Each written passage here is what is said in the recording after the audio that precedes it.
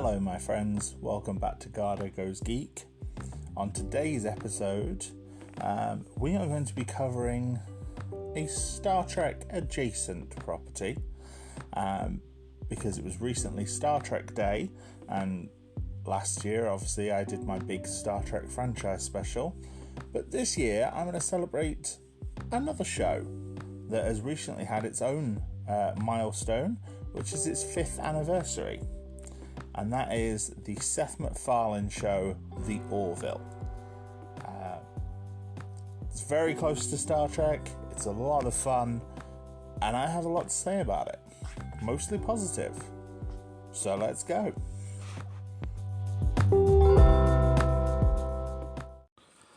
So, what is The Orville? The Orville is a science fiction show described as casual sci-fi created by Seth MacFarlane.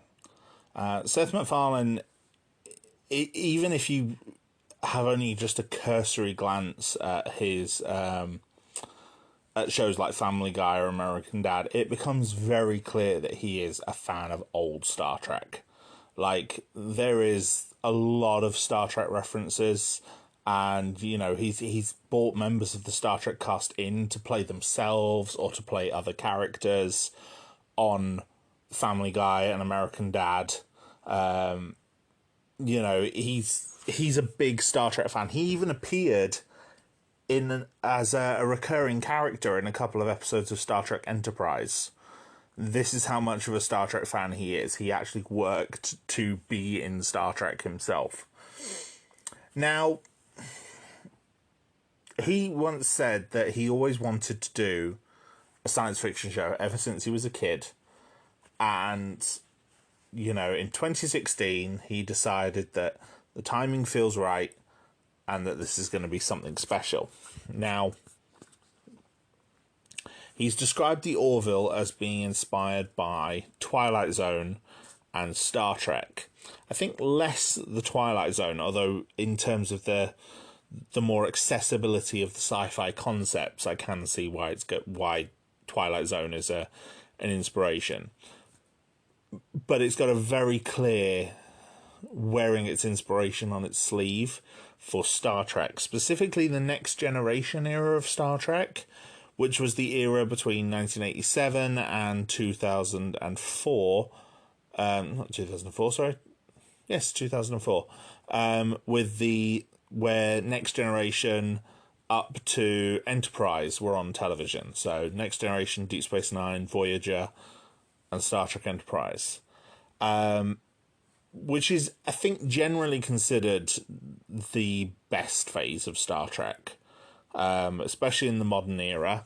Of Star Trek's 3 phases, I think a lot of people would agree that the Next Generation era is when the franchise was at its peak. Although there's far more Star Trek content being produced now than there ever was then. In terms of the amount of shows.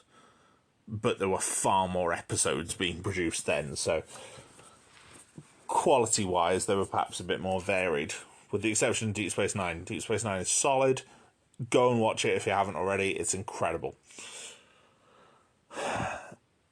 Next Generation, because of its run in syndication, became very popular. I mean, most people who aren't Trekkers or Trekkies became huge fans of the Next Generation. Like, people watched it. And Voyager, which followed it, you know, picked up in the same primetime slot in America and then went into syndication in the same way. And both had a primetime slot over here in the UK as well. And yeah, Star Trek in this era was very popular.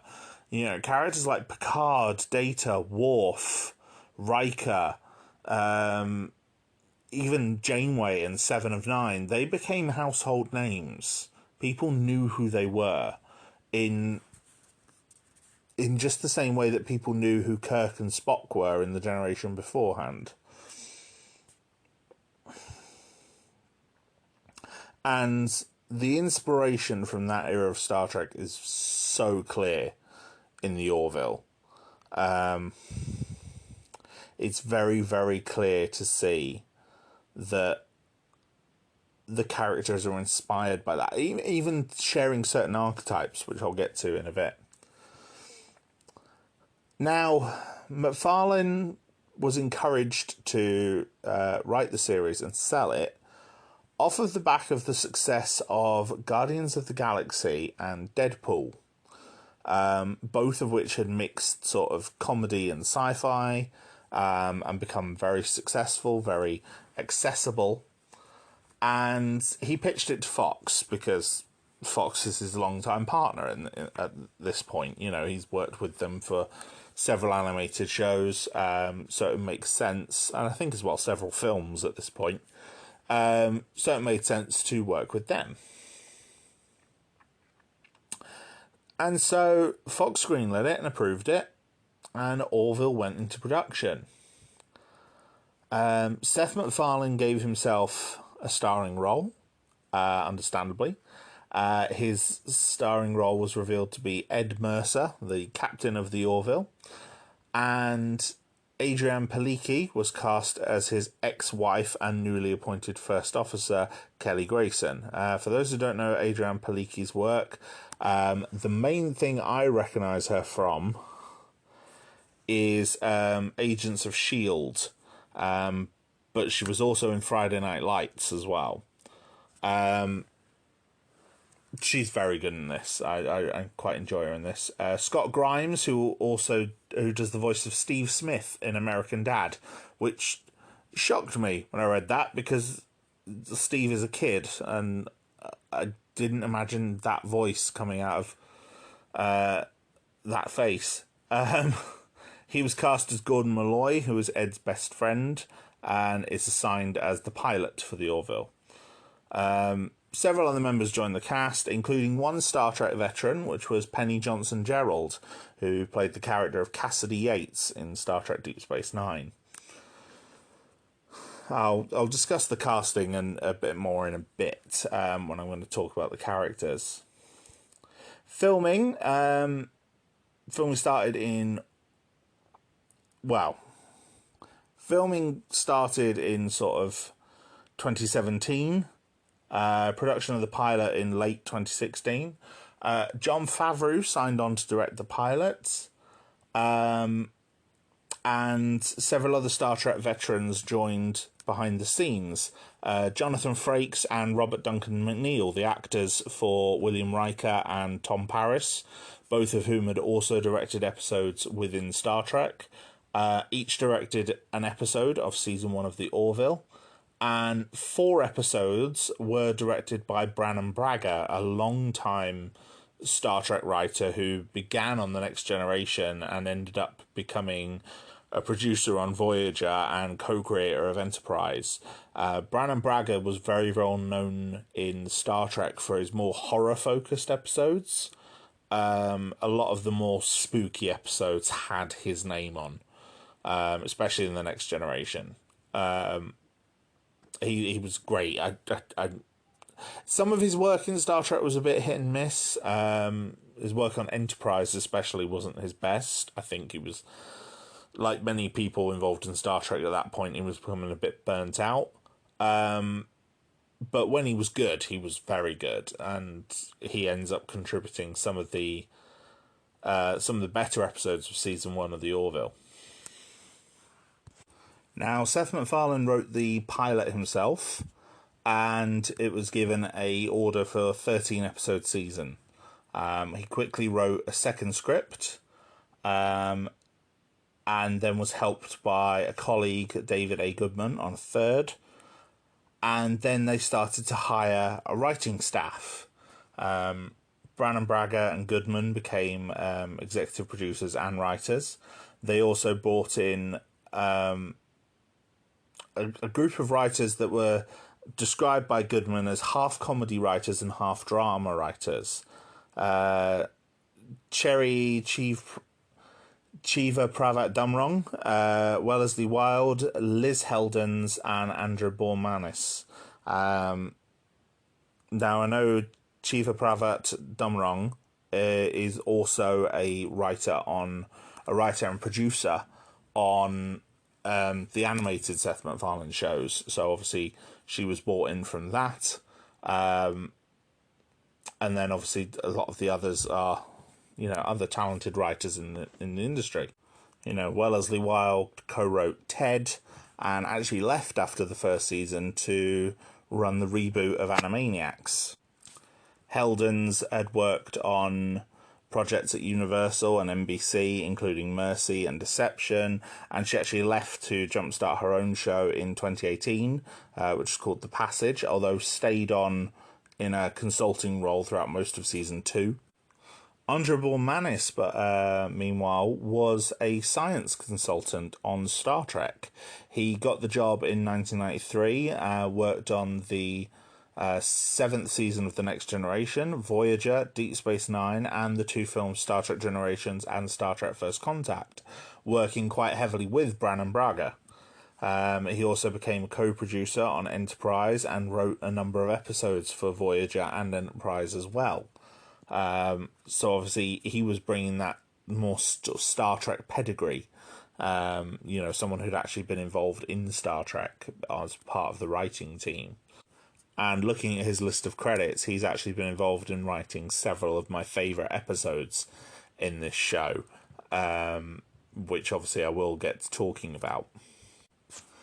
For me, I think the pilot of The Orville does a pretty good job of introducing this universe, with its characters, its sci-fi ideas, and even its antagonists. The characters are the key, I think, in The Orville. It's a very character-driven show, in a way that I don't think Star Trek, for the most part, was.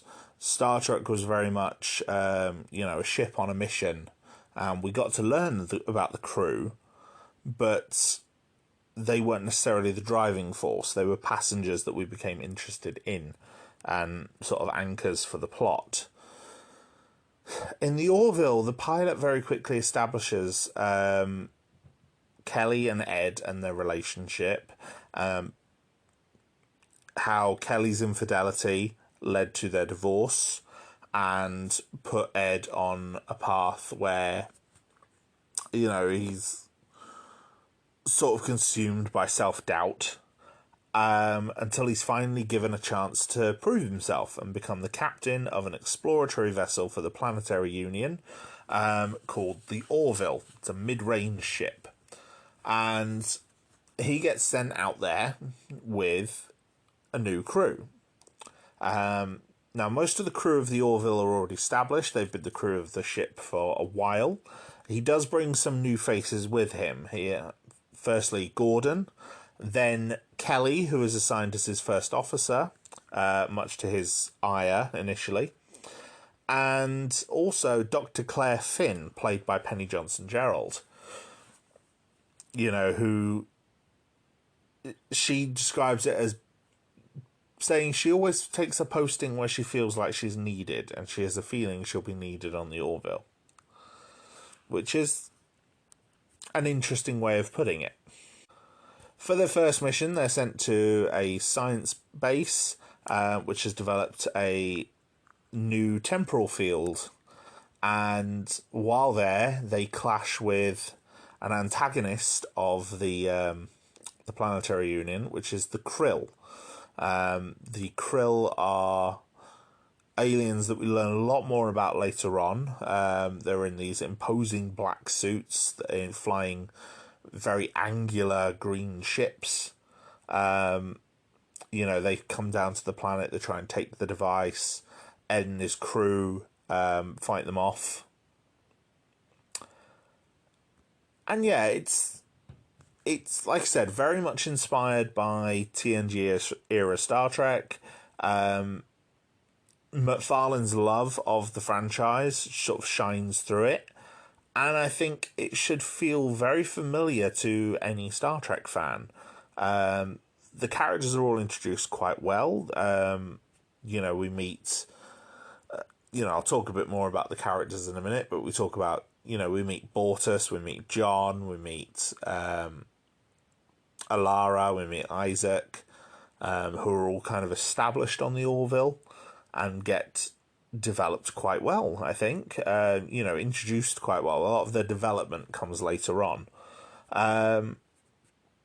The problem I and a lot of people have with the Orville, at least in the first season, is its comedy. Now, if you look at the sort of the type of show that the Orville is, it's described as not just a science fiction action adventure show, but it's also a comedy drama, and specifically a workplace comedy. The issue I have with it is that for the most part, a lot of the comedy isn't coming from the setting. It doesn't feel organic to the sci-fi setting. It just feels like standard sitcom tropes. And that's fine. I think there's a place for these things. But it doesn't appeal to me. A lot of the comedy comes from the sort of the clash between Kelly and Ed. But in a way that can actually seem quite mean-spirited, especially on Ed's part. Now, there are things I do like about the show. I really like the title sequence. It's got some great visual vistas of the Orville flying through space. The music is this quite sweeping orchestral score. I like a lot of the more modern pop culture references, which is something that I know grated a lot of other people. But I always found Star Trek's overwhelming use of public domain stories a bit tiresome. And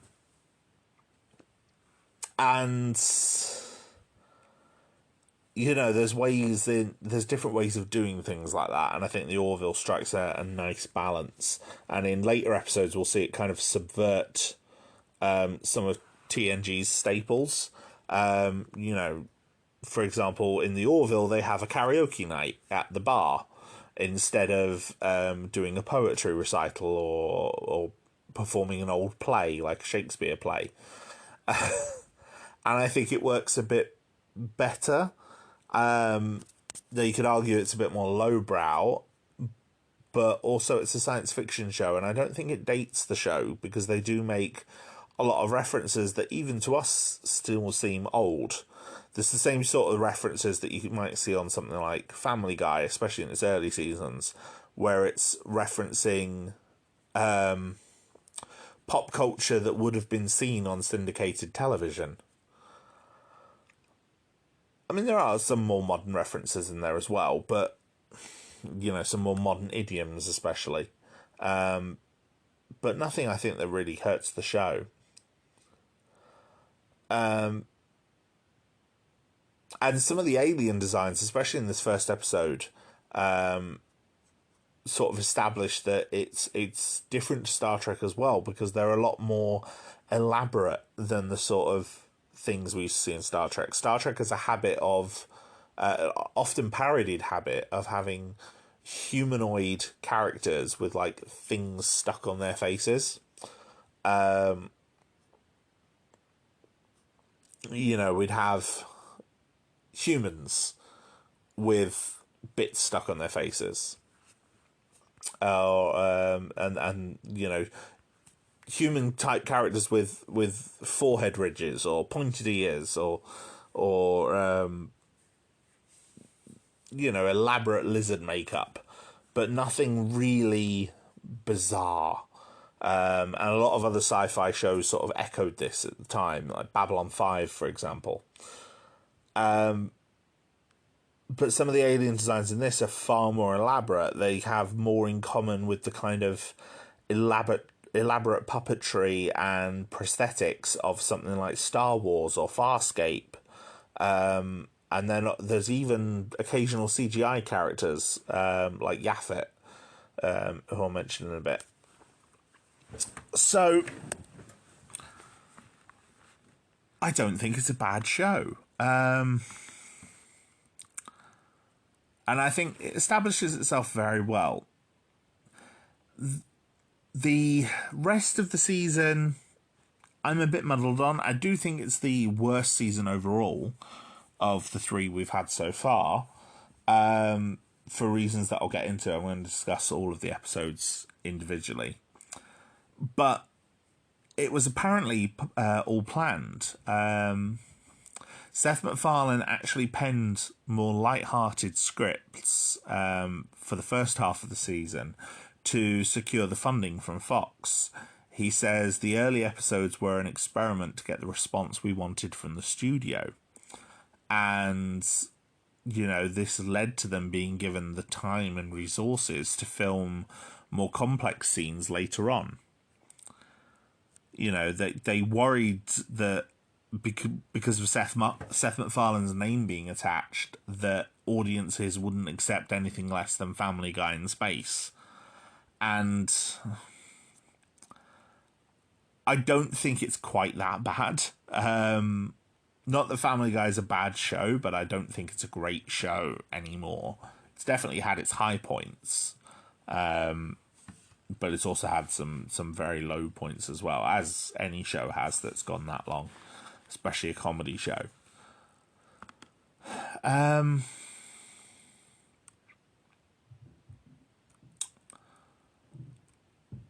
But yeah, I don't think it's bad. I think the pilot is pretty good. And the pilot sort of sets the groundwork. And then from there, we get into season 1 itself. Before I get into the episodes themselves, though, I thought I'd discuss the cast a little bit. Specifically, the characters rather than the actors. First one I want to talk about is probably my favourite character, which is Alara Katan. Alara is played by Halston Sage, who I'd not heard of before this, before watching her in this. But apparently she's a singer as well as an actress. She's quite young and quite idealistic in a way that reminds me of Ezri Dax from Deep Space Nine. It's outright stated that because she is a Zelayan, which is a race from a high-gravity world, and she's also the chief of security, she's essentially been fast-tracked. And, so she's a young woman with a lot of responsibility on her shoulders already.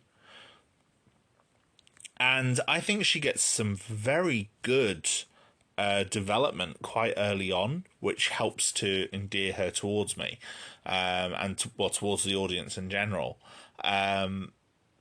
She gets a very strong focus in the second episode, especially. But her first real big episode doesn't occur until later in the season. But she just gets some tremendous roles in episodes early on.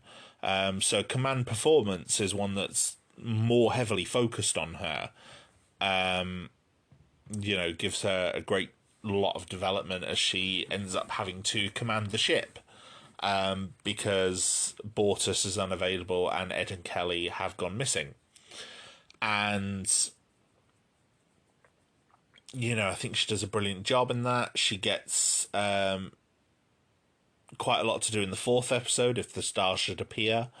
She gets a nice little subplot. We get to see her interact with a few of the other characters in different ways where she's not commanding them. She's actually supporting them and helping them.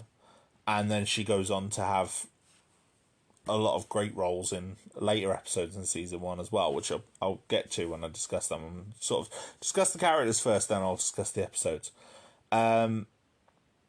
Claire, for me, Dr. Claire Finn, played by Penny Johnson-Gerald. I like Penny Johnson. I've liked her since Deep Space Nine. I was very glad to see her in this.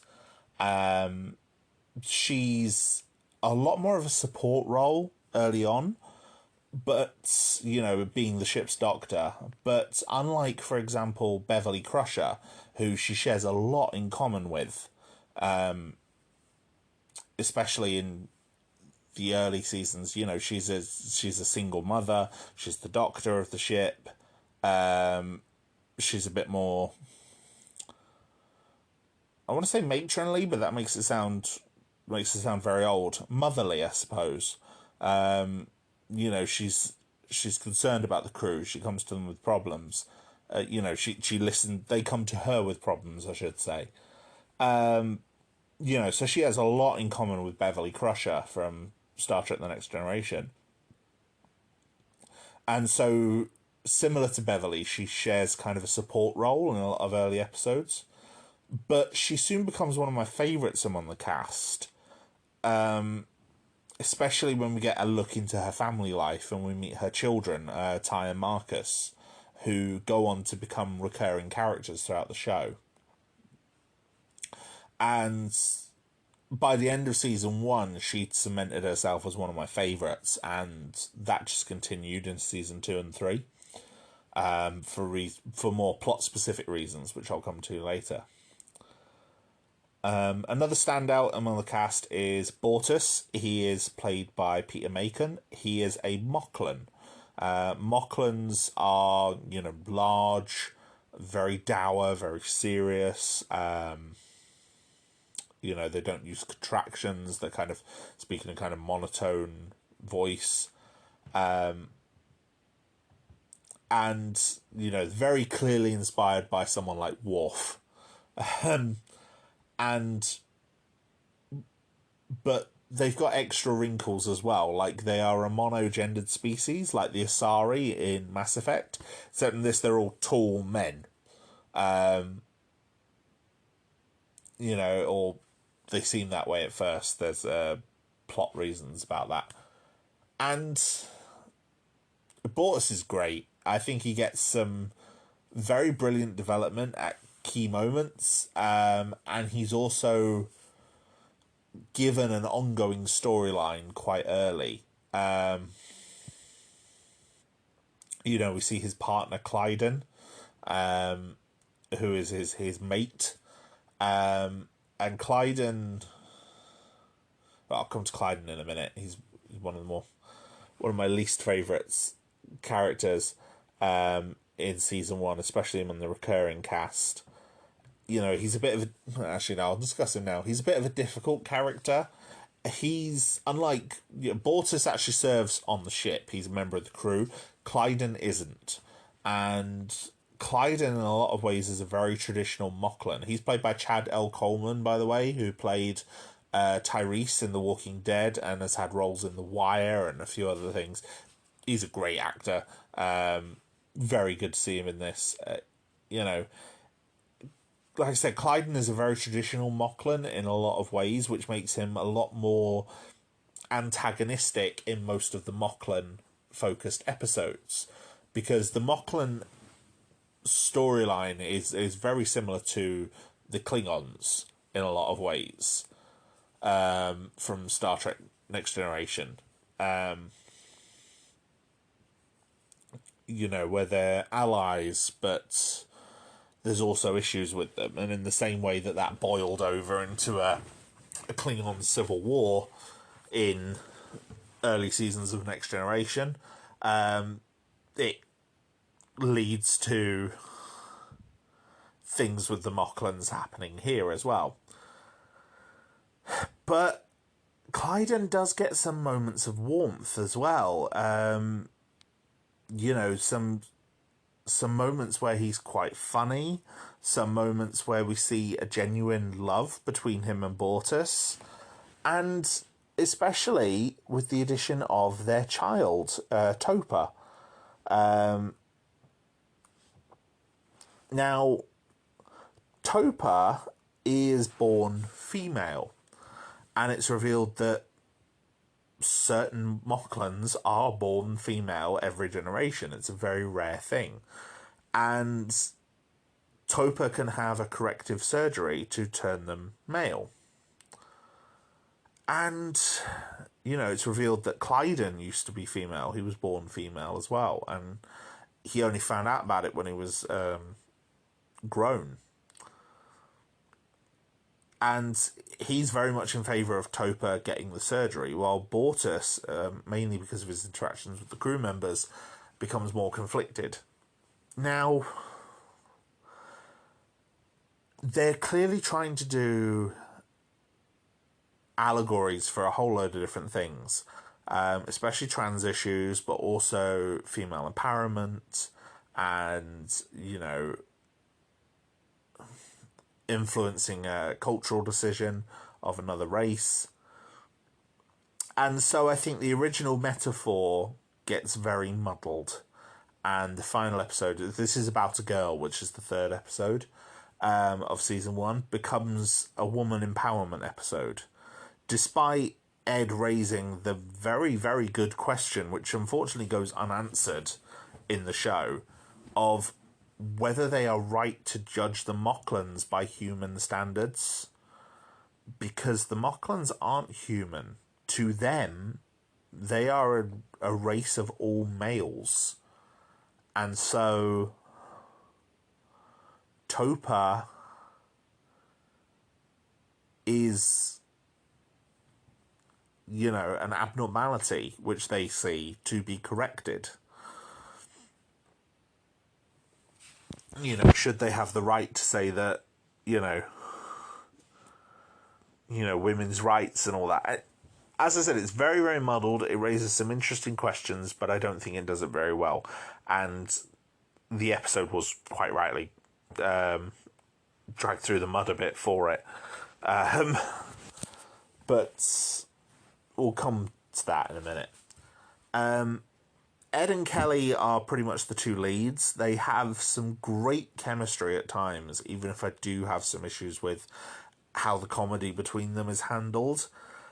The continual hammering home of her adultery and their issues being repeated strongly in such episodes with real diminishing returns. And like I said, a lot of the time it can make Ed seem really mean-spirited, especially because she also doesn't defend it very well.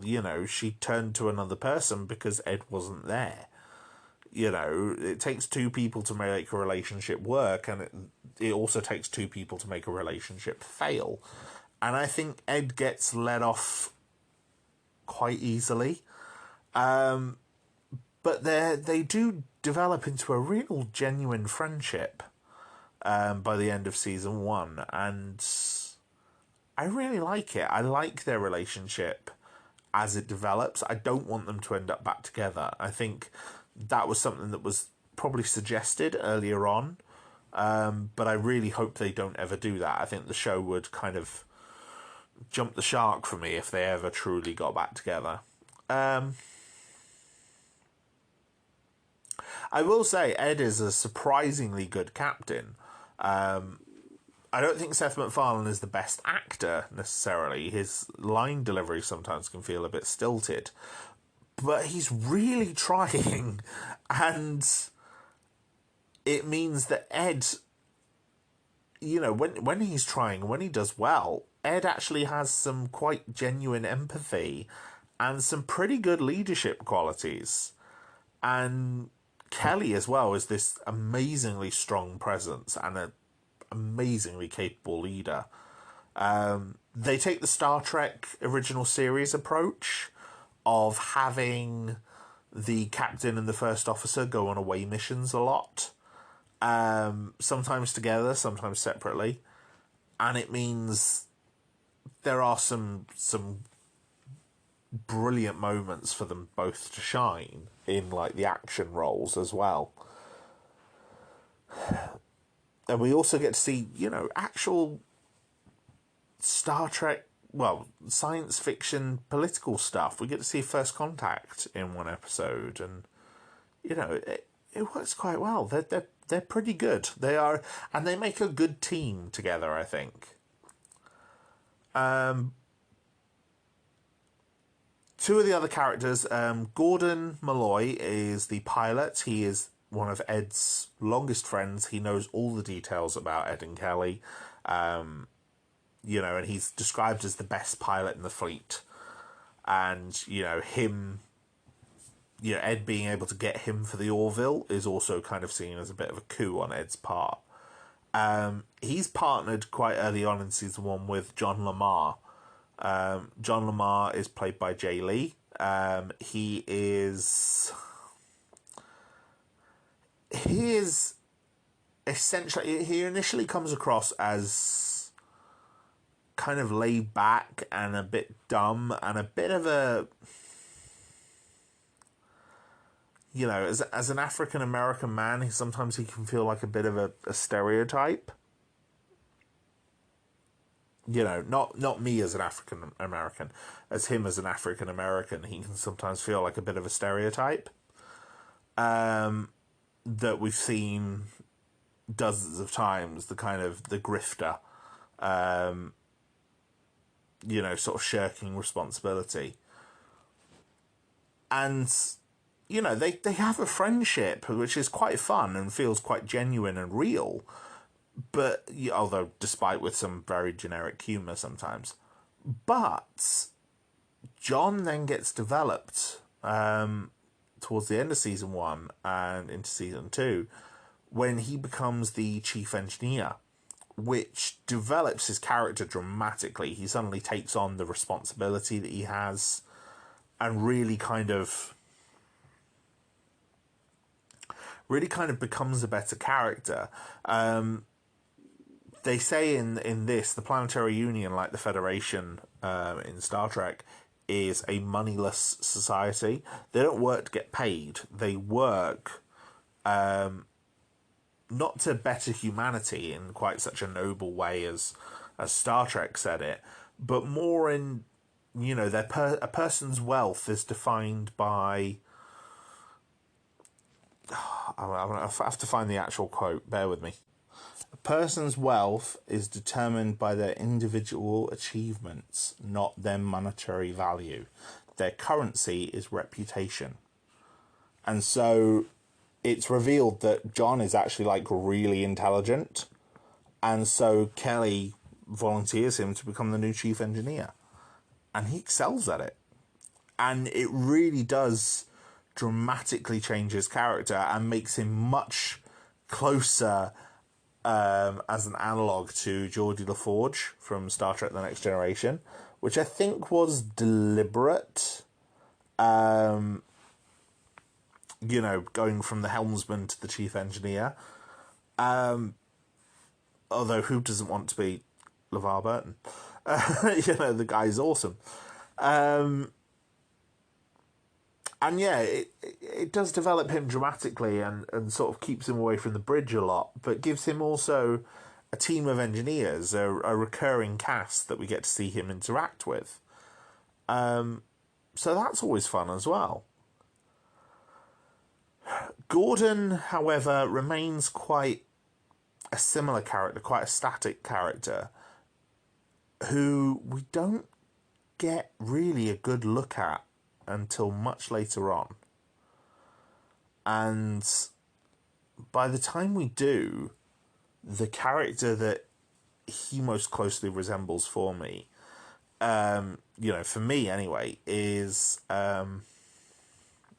Chief O'Brien from, well, not even Chief O'Brien necessarily.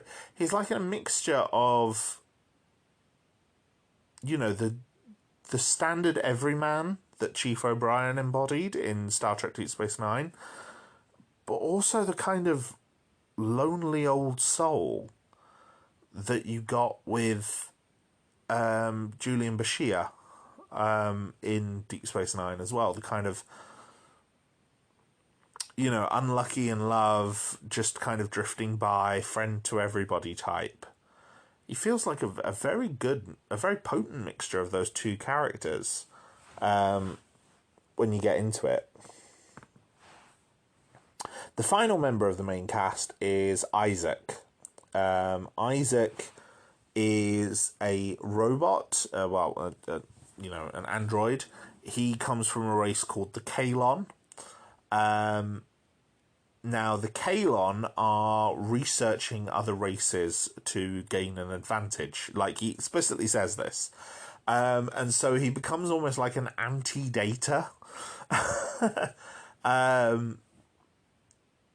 You know, he is stationed on the ship. He's not necessarily part of the crew. The Kaylon are kind of implied to be horribly racist and xenophobic, especially distrusting of, you know, biological life forms. And Isaac is trying to understand human quirks and sort of biological quirks. And so, for example, we get quite early on one scene where Gordon pranks Isaac by putting like Mr. Potato Head pieces on him. And because Isaac has a head with eyes that looks like a helmet, but it has no other distinguishing features, he puts like Mr. Potato Head pieces on him. And, you know, it's a good visual gag. And then that leads Isaac to try and understand practical jokes.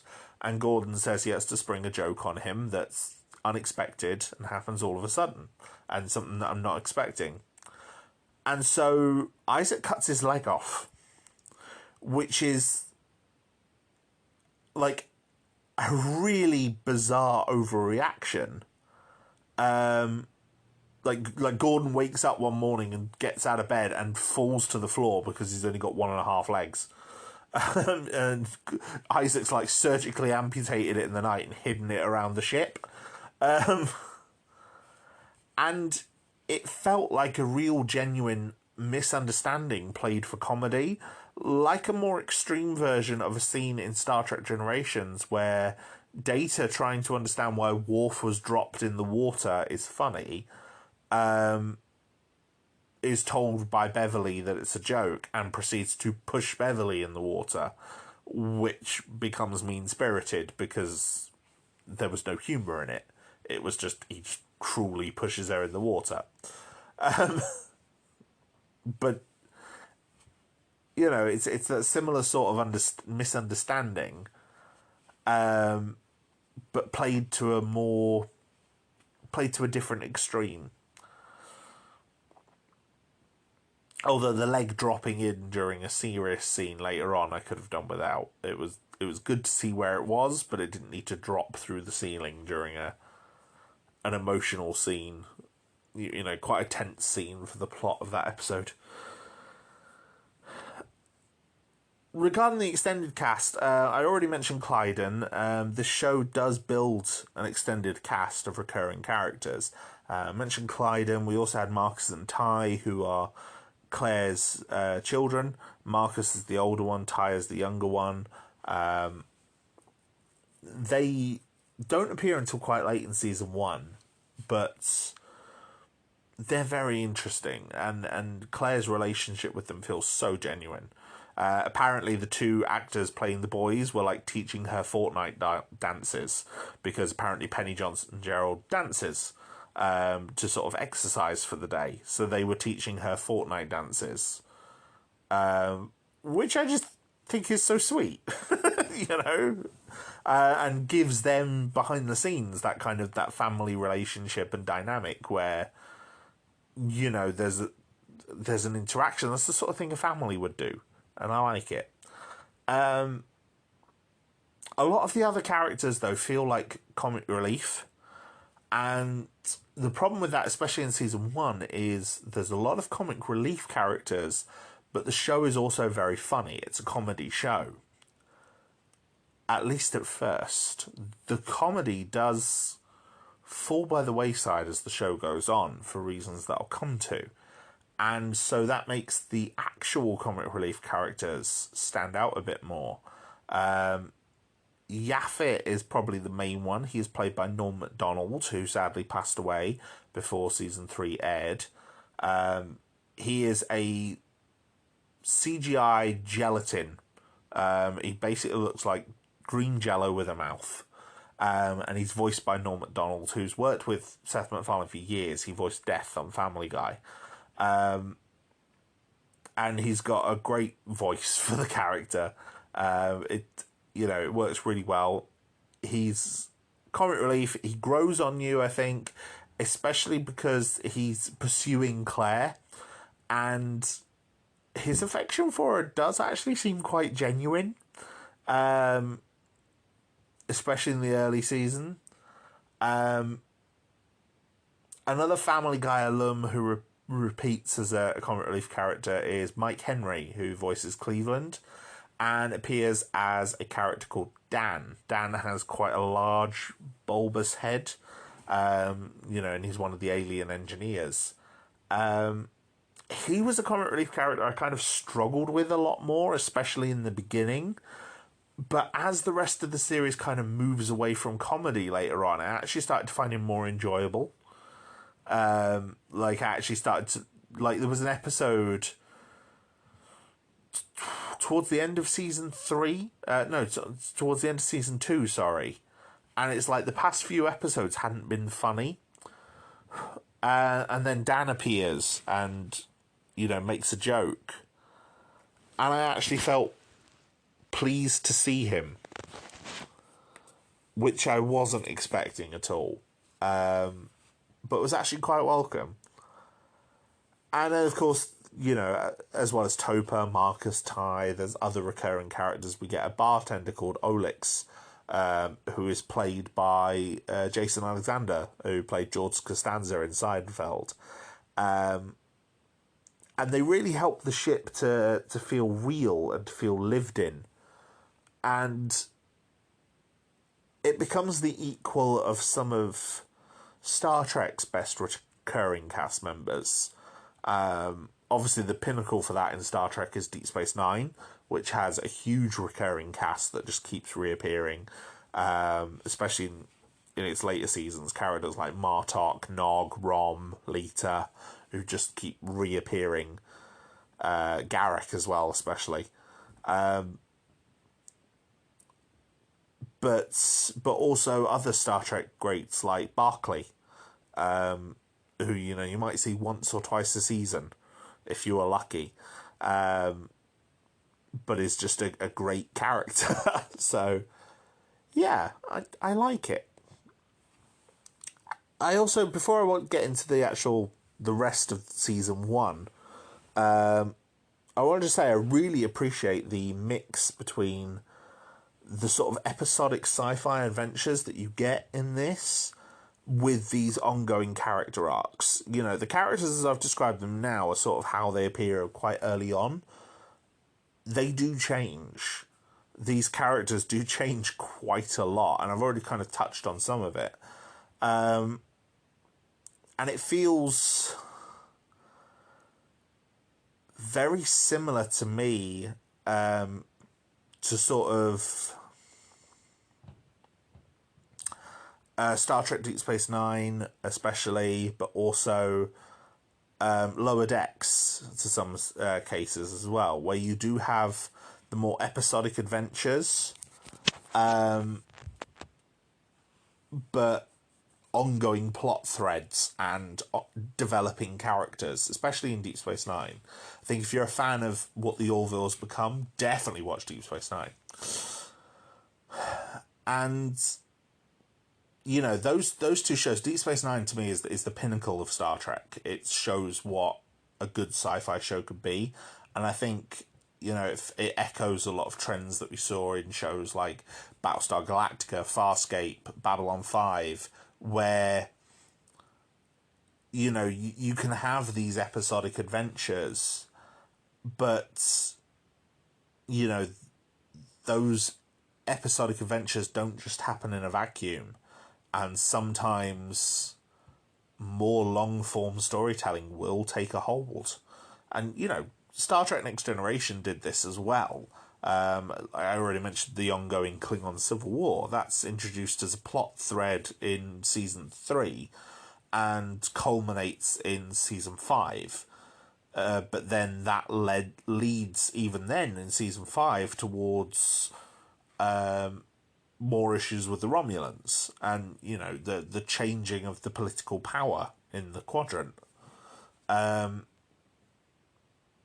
which sort of casts a pall over the other episodes. And, every time they recur to the Romulans or the Klingons, you have that knowledge of what's come before, and then that was built on in Deep Space Nine as well.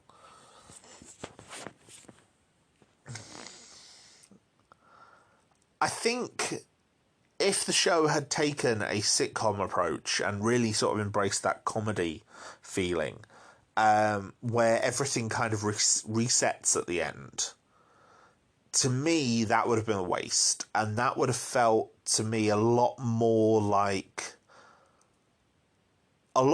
Star Trek, but also some of the elements that annoy me the most about Star Trek. The one show that I always think about with this is Star Trek Voyager. Star Trek Voyager always felt like a show where individual episodes should have more of an impact, because the crew was stranded out in deep space all on their own. And everything always felt like it should be in a bit more dire straits than it was.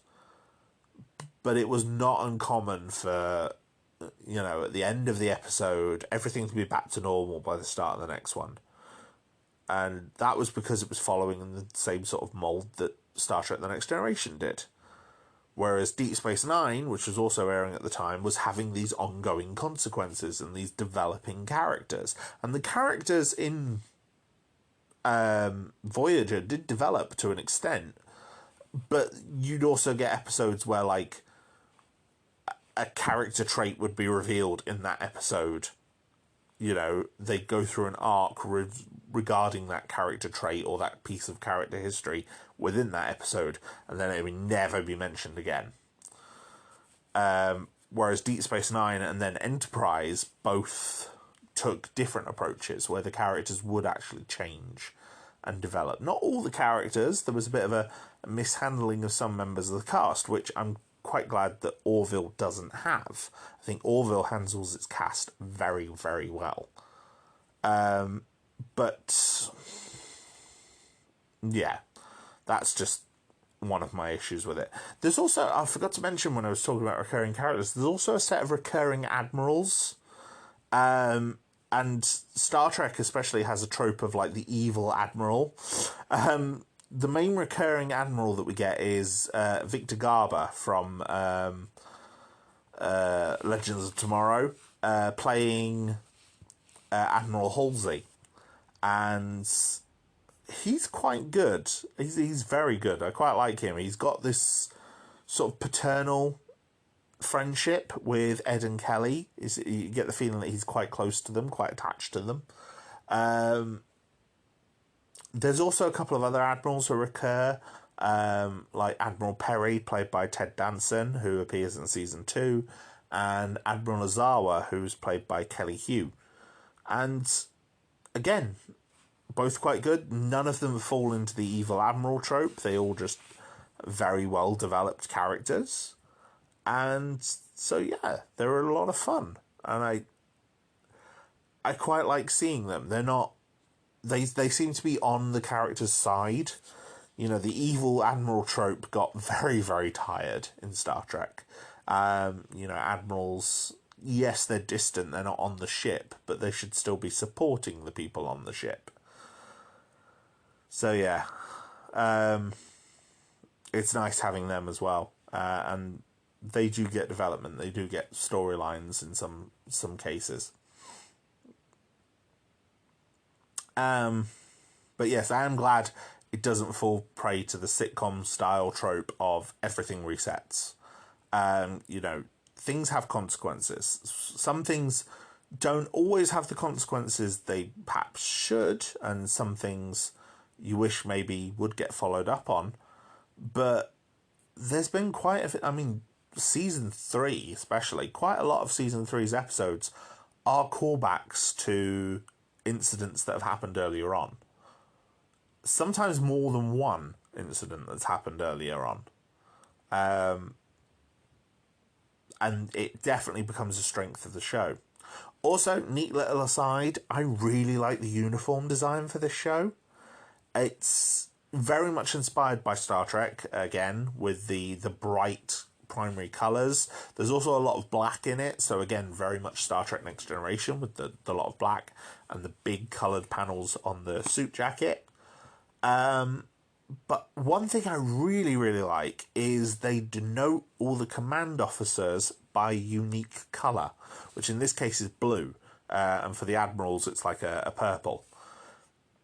Now, and what that means is each of the other divisions has a unique colour. There's green for sciences and medical, There's orange for engineering and operations, and red for security.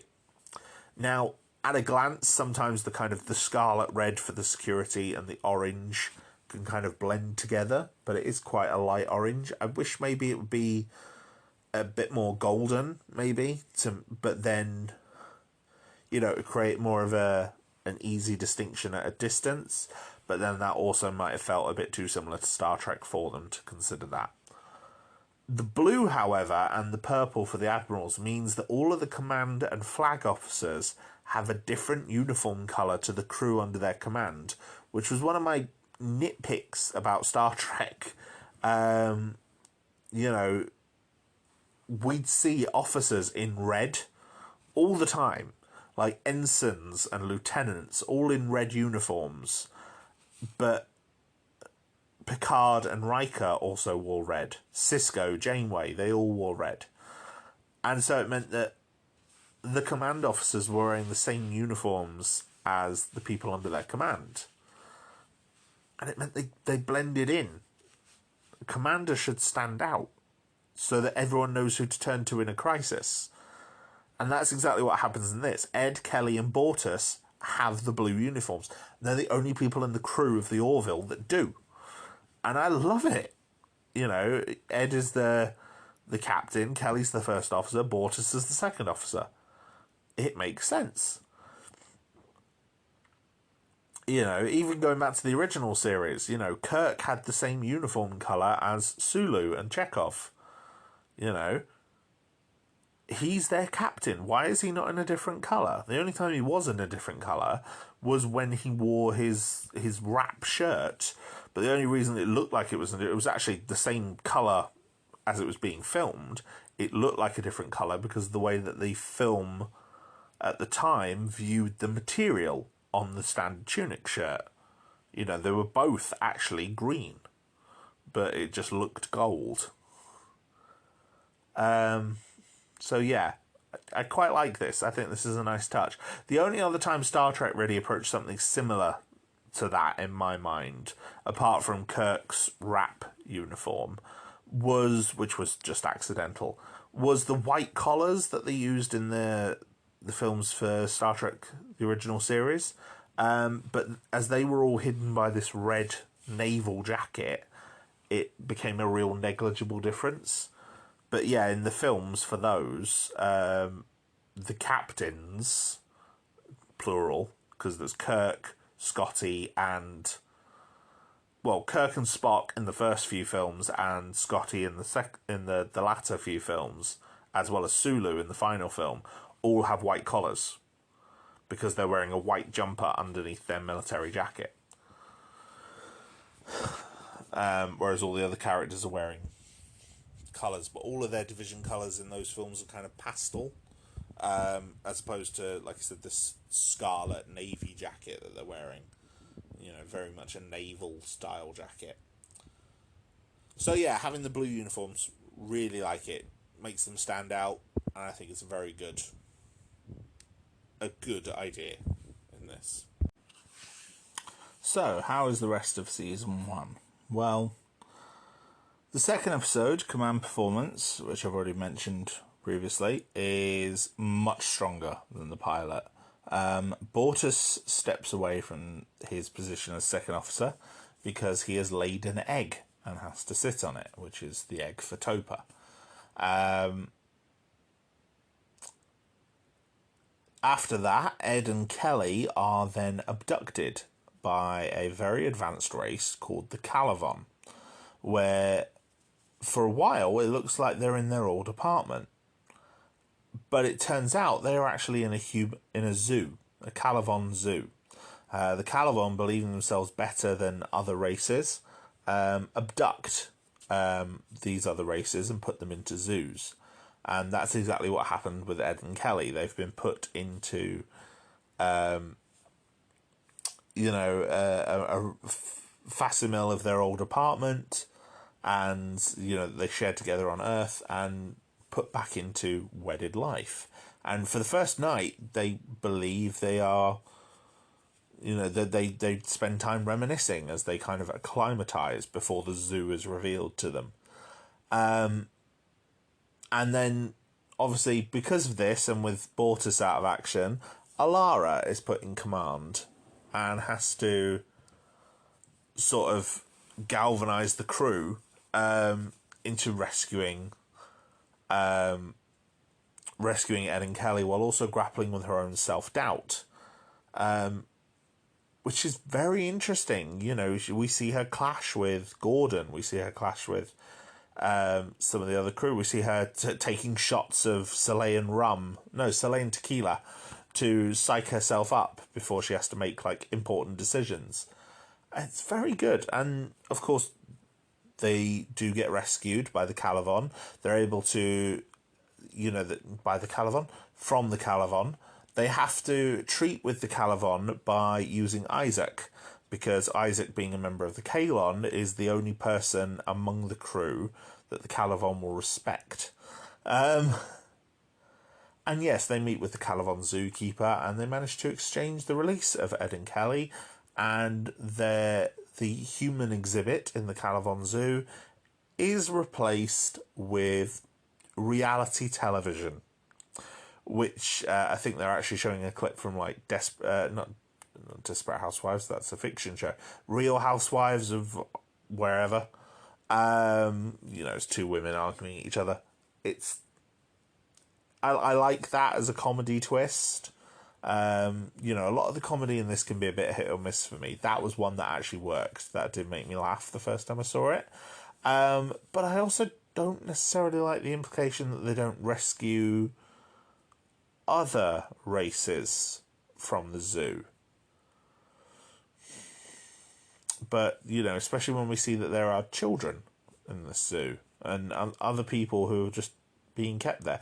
And they're obviously being kept in good health. But I don't know. For me, that part of it seems to sit a bit uncomfortably. Especially because presumably other races will fall into the same sort of Calivan trap that they did. So, because the trap is something that looks like a derelict ship. Is it a derelict or a ship in distress? And, Ed and Kelly go over, and then it turns out to be an elaborate hologram, an elaborate fake, and they are teleported away to the Calivan Zoo. About a Girl, the third episode, deals with Topa's situation. It's very muddled. I've already spoken about it. There are people who can describe the problems with that episode so much better than me. People who are trans, especially, who have criticised that episode for the muddled way it handles the theming, because they are literally talking about putting a child through transitional surgery, which is something that happens in the real world. Intersex children exist, and a lot of intersex children have their external gender corrected, not long after birth. I don't even know if... I know it used to be able to happen without the parents' consent even. And this isn't a small number. There are as many children born with various intersex conditions as there are people in the world with red hair. It's the same percentage. The amount of people who are intersex with the amount of people who have red hair is the same percentage. It's 0.02 of the population around the world. And so it's interesting. And I get what they're trying to do. They're trying to do the old Star Trek trope of using a science fiction race as allegory to tackle an issue. And Seth MacFarlane is someone who does seem to be, an LGBTQ plus ally, as much as some jokes within Family Guy are not You know, he himself seems to want to try and be an ally. You know, he wants to try and tell these stories, even though, because he's telling them through the medium of comedy, especially in something like Family Guy or American Dad, they become very muddled and lose their way. And I think because this episode came out so early in season 1, it is marred by the attempts at comedy. Although it is one of the more serious episodes within this early batch, within the first half of the season. But it very quickly becomes a story of female empowerment and exceptionalism, and it loses the allegory that's there. And like I said, I think there's so many people who can comment on this so much better than I can. You know, I am queer, but I'm not trans. You know, it's not up to me. I don't have that lived experience to say why this is wrong. I just listen to the people who do when they say this was bad and here's why. And I think if you're really interested in why, you should. I do think this is a storyline that they handle a lot better in the future. At the end of it, it's basically revealed that, you know, the Mocklans are part of the Union, but also Ed can't influence their decision. And so they go through a trial, which is, again, another Star Trek trope, the idea of a trial. And there's a Mocklan prosecutor arguing that Topa should have the gender reassignment, and Kelly arguing for Bortus that Topa shouldn't. And there is quite a nice reveal later on when they introduce the character of Havina. And Havina is a Mocklan female who has been living alone in the mountains. And she grew up female and became one of the Mocklan's best writers. She became a writer called Gondas Eldin that most Mocklans know of and quote. It's like a famous, not just literary, but like a philosophical writer, like Mocklan Aristotle or Socrates, you know, very, very big Mocklan philosopher. And the reveal that she is female, I think, is quite cool. And Havina is this very interesting character who's only a small role here, but will get developed later on. But like I said, the whole episode is a bit muddled. Episode 4, however, is If the Stars Should Appear. This, to me, is a very, very early highlight. It combines an interesting idea with some really good character moments and a mystery element. Essentially, they find a very large ship in space, and it's a colony ship, and it's just sort of drifting in space, and it's going to approach a star unless they can do something to stop it. They go onto this ship and find this huge expanse where people are living in sort of like a post-medieval kind of Renaissance era, or almost. Their level of technology doesn't seem to be high, let's put it that way. And the people there don't know that they're on a ship. They believe they're on a planet. You know, they don't know that they're on a starship, that they're on a colony ship.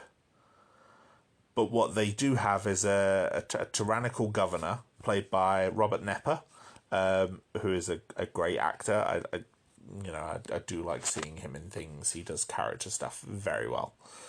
And it's revealed that he's propagating the religion of these people to sort of keep them subservient. But there's a growing resistance to that. And the crew end up sort of tangled up in it. And they're able to find the control room of the ship and sort of show it to the villain. And we find out that the words of their prophets are actually the last recorded message of the crew who knew the true purpose of this ship. Basically, the ship ran out of fuel on its way to its colony planet and has been drifting ever since. And the final captain of the ship sort of, just left the ship like that. And he was played by Liam Neeson. And I get the feeling this was to do with, Seth MacFarlane's 1 Million Ways to Die in the West, which Liam Neeson also appears in. And he does feel like a bit of stunt casting, but he's only in a minor scene. He's a pivotal scene, but a minor character, if that makes sense. And, they sort of reveal the truth to people, and in quite a poignant moment, they open the dome above the colony inside the ship, because the dome has a retractable roof to simulate night, and they bring night to this ship and help them get their engines repaired and send them on their way. And I quite like it. I think it makes up quite a lot for some of the missteps in the earlier episodes. Having a very strong through line for the story and a very interesting sci-fi concept with, the nice little mystery to explore. Unfortunately, the next two episodes, again, both quite mixed. There's Priya, which features a dramatic, new addition to the crew of Priya Levesque, who claims to be from a mining guild. She's played by Charlize Theron.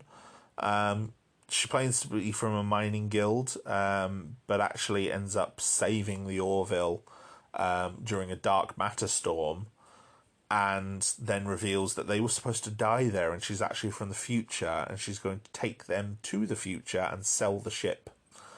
And they're all going to live in peace and harmony in this future. There's some romantic tension in this episode, because Ed is quite clearly falling for Priya, along with several other members of the crew. I can't exactly blame them. Charlize Theron. And it does have, like I said, I do think it's let down by some of the comedy elements in it. Like, this is the episode where the leg falls from the ceiling, and it happens during quite a tense moment where Priya is kind of revealing her actual plan and who she actually is. And so that hampers the episode a bit, but the actual ending for Priya I quite like. Priya was directed by Jonathan Frakes as well, which, Jonathan Frakes is one of those, he's a very, very competent director at this sort of television. This is where he cut his teeth doing Star Trek. He doesn't do anything that kind of reinvents the wheel, but what he does do, he does very, very well. And,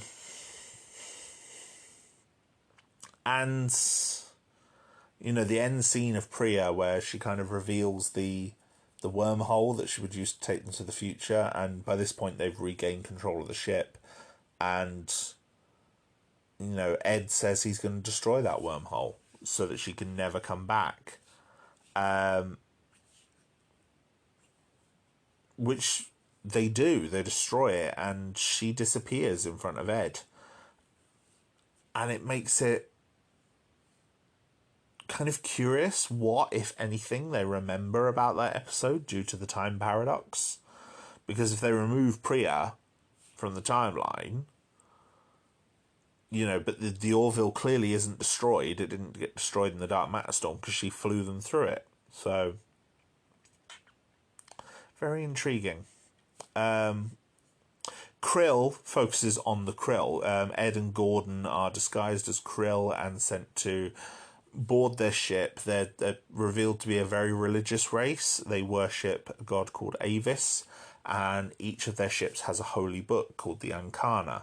The Union is trying to make peace with them. There's been like a Cold War détente between them and the Krill for a long time.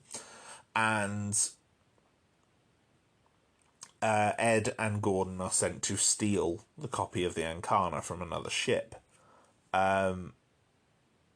They have an encounter with a Krill ship, which ends up destroyed, but they manage to capture a Krill shuttle, undamaged, with no pilots.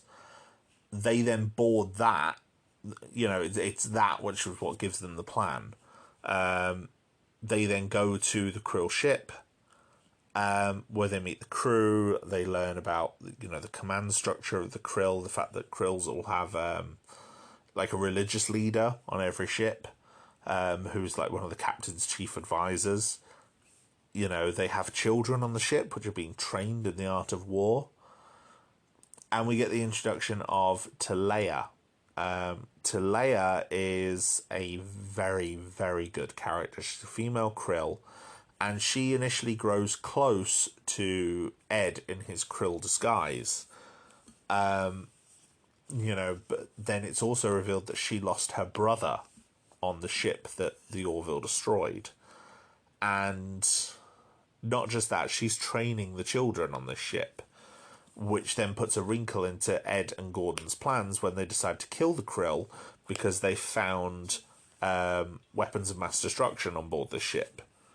Like, weapons that are going to be used against a colony, a human colony in the area. The reason being, the Krill basically believe that due to the will of Avis, they are better than all other races in the galaxy. This is why they fight. But then we also learn some very interesting things about them, like the fact that their homeworld is in perpetual night. So they're actually weak to UV radiation, which means they're essentially space vampires, as Gordon puts it. And Ed and Gordon do manage to steal the Ancana. They manage to flood the ship with UV radiation everywhere except for the room with the children, which they keep Talea in. And all the rest of the Krill die. And at the end of the episode, Ed stands revealed to Talea in sickbay. She's treated. And in one of the strongest scenes in the early half of the show, Talea asks him why he spared those children. And Ed says, "They're not my enemy." And Talea responds, "Well, after what they've seen you do today, they will be." And I think it's such a powerful scene that really kind of echoes a lot of real world history, things that we've seen in, the Americans' war on terror in the Middle East, and how that led to the rise of the Islamic State, with, a radical group being, galvanizing children and teenagers and saying, "Look what your enemies have done to you," and, motivating them to fight back. And Talea and these Krill children will now be radicalized by Ed and Gordon's actions. And yeah, when Talea delivers that line, you can tell it cuts Ed. Like, he thought he was doing something right, but at the same time, he was doing it to save a colony as well. The Krill aren't the good guys. They were going to wipe out a colony with something like 3,000 people on. But it's a clever little wrinkle at the end of that episode. Majority rule for me is the first episode where everything in the Orville clicked. It's episode 7. It is basically, we're introduced to a planet, Sargus, where everything is ruled by the feed. Okay, the feed is an algorithm of upvotes and downvotes where everything is judged. And everyone wears these little upvote, downvote buttons that people can react to. And our crew comes into that to find some missing anthropologists who we actually saw get punished at the start of the episode when they were captured and paraded out on the feed for doing something wrong. We don't know what. The premise to me is this really interesting sci-fi concept. It feels like something out of Black Mirror. In fact, there is an early episode of Black Mirror that is very, very similar. Where people's, the reaction to people is what cultivates them. But it also feels similar to a lot of the episodes of the original series of Star Trek, like Piece of the Action or Return of the Archons, where the crew just find themselves in this very self-contained world, where everything subscribes to a different way of being, and the crew is just caught up in that and just swept along. And basically what happens is, they go down to find these missing anthropologists. Kelly's leading the away team, along with Claire, Alara, and John. And John is teasing Alara about a recent date. Alara has a bit of an unlucky love life. Being Chilean, she's super strong, and a lot of men are intimidated by that. And so John's sort of poking fun at her, and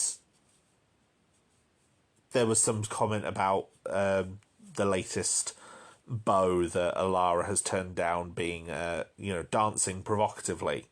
And so John tries to demonstrate some provocative dancing and does it on a statue. The statue turns out to be for a revolutionary hero in this planet's history. And footage of him making that dance ends up on the feed. And all of a sudden his downvotes start to spike because the crew have managed to buy some of the upvote, downvote badges to blend in. And yeah, his downvotes start to surge. And Kelly has to come in and protect him. And it is great. It's really, really good. The idea of this absolute democracy where everything is judged and voted on is very interesting. Like there's one scene in the background, because one of the characters we're introduced to on the planet is a coffee shop waitress by the name of Lysella, who's played by Georgia Wiggum, who was in Punisher season 2. And she's been in other things as well, but that's what I know her from. And she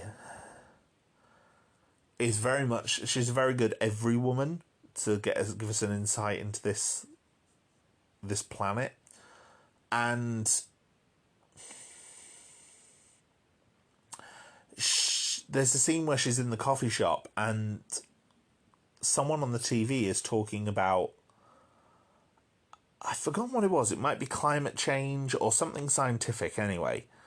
And the host of the program that's on the feed, where the scientist is being interviewed, says, yeah, but, that's not what popular opinion says, and facts don't lie.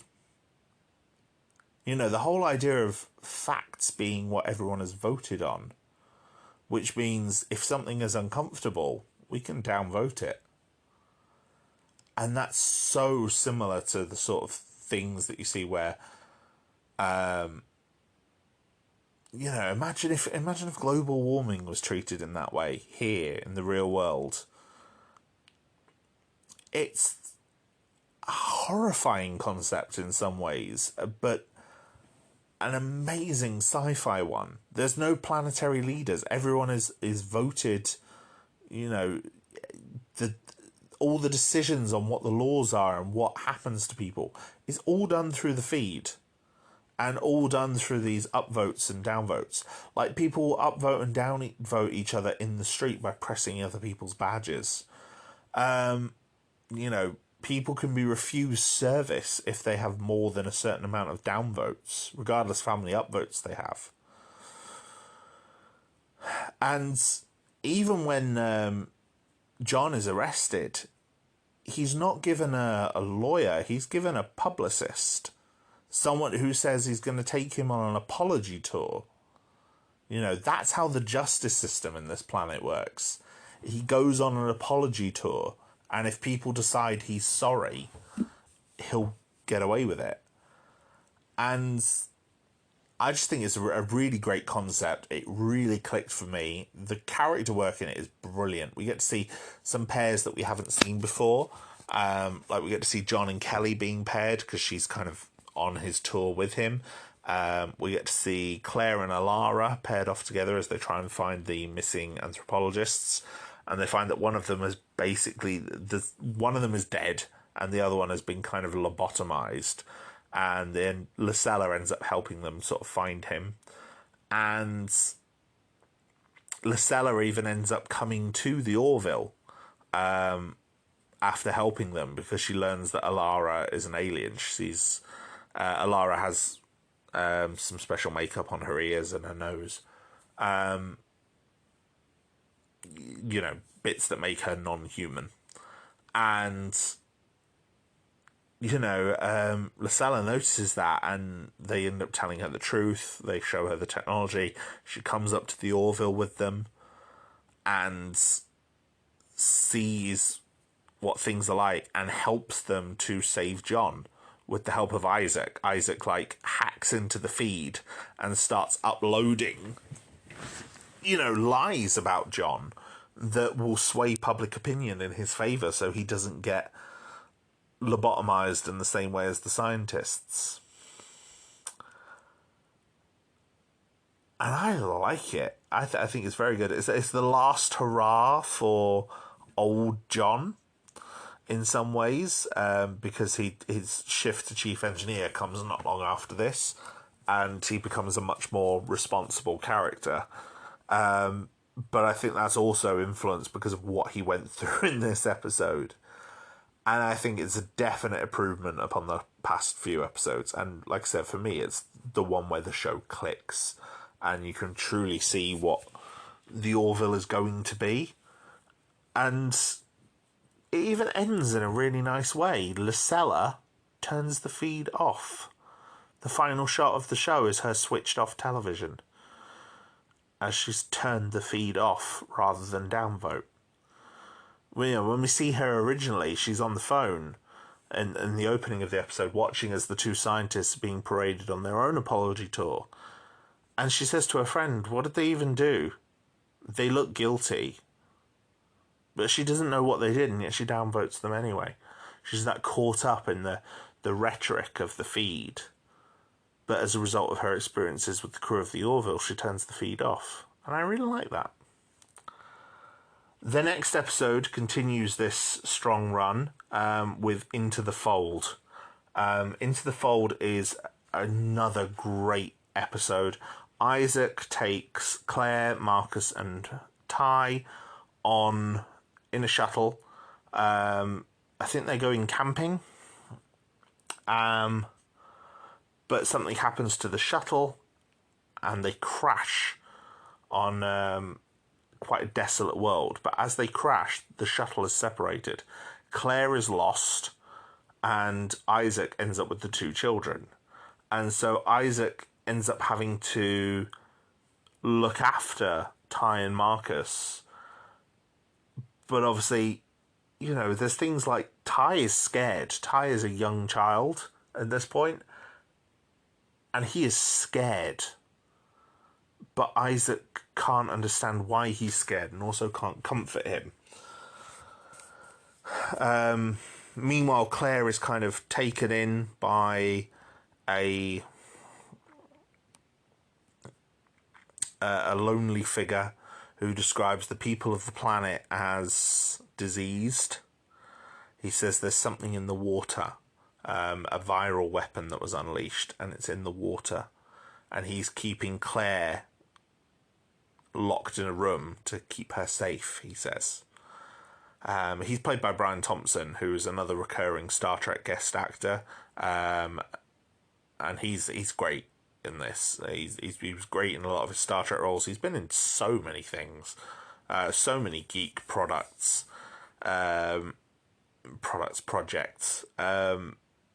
Basically known for being tall with a gruff voice. But yeah, he does a very good job in this, because we don't quite know how genuine he is. Like, he is keeping Claire locked up, and Claire breaks free of him and kills him in the altercation. But we also kind of feel sorry for him. We see other feral people on the planet who Isaac keeps the boys safe from them. And he clearly hasn't succumbed in the same way that they have. So we don't know how genuine what he suggests, him keeping Claire safe is. But it's through him that we learn there's something in the water, and not long afterwards, Ty falls in a body of water and ends up infected. Obviously, everything ends up all right in the end. Isaac manages to find, to reunite with Claire. They manage to get a distress call from using the shuttle by powering it back on. Isaac and the boys had to go and hike for Dysonium to power the shuttlecraft. But yeah, that they all managed to survive, and Isaac does kind of bond with the boys in keeping them safe, which is great. And I like it, and it starts what's going to be one of the more interesting character dynamics going forward. And yeah, it's a good introduction to the kids as well, because they are the focus of this episode. It's there, the focus is also on Claire and Isaac, but it's specifically how the boys interact with Isaac, because Isaac is quite static. He's the straight man that they're playing off of. The follow-up to that, though, Cupid's Dagger, that is a bit of a hit and miss one. It features Rob Lowe coming in as a Retepsian called Derulio, who is the scientist that Kelly cheated on Ed with in the past. And once he's on board, Ed and Kelly start acting quite bizarre towards him, as if they're attracted to him. He's been brought on board to study a pot found on a disputed world, where these two races who have been at a Cold War for years, I think it's Navarians and Bruidians, and they're both disputing their ownership of this world. It's ancient and uninhabited. And so Derulio's examining this ancient pot for evidence of any DNA.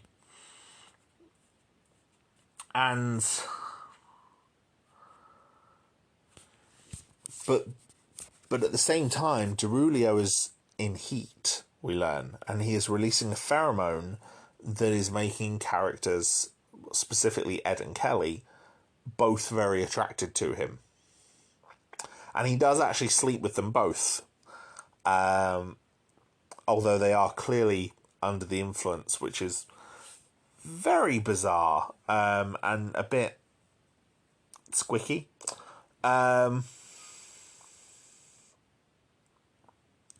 But he also walks through Yaphet, which means Yaphet is then giving off pheromones as well, which he then passes on to Claire, which obviously makes Yaphet's day, but again leads to some, a lot of sex, weird, freaky gel sex between Claire and Yaphet.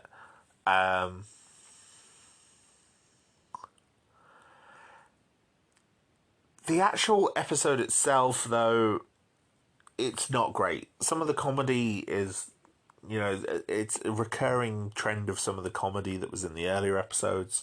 Rob Lowe's very capable, although he's basically playing Chris Traeger in blue makeup, his character from Parks and Rec.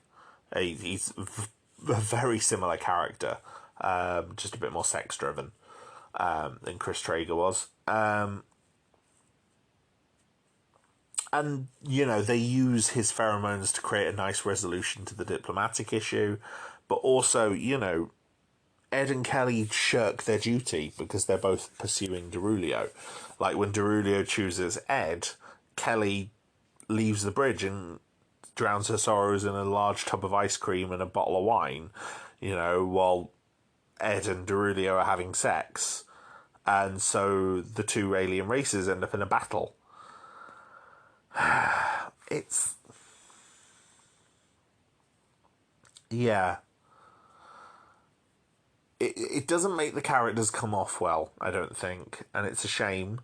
Although the ending does lead to quite a nice moment. Derulio suggests that maybe he was in Heat all those years ago.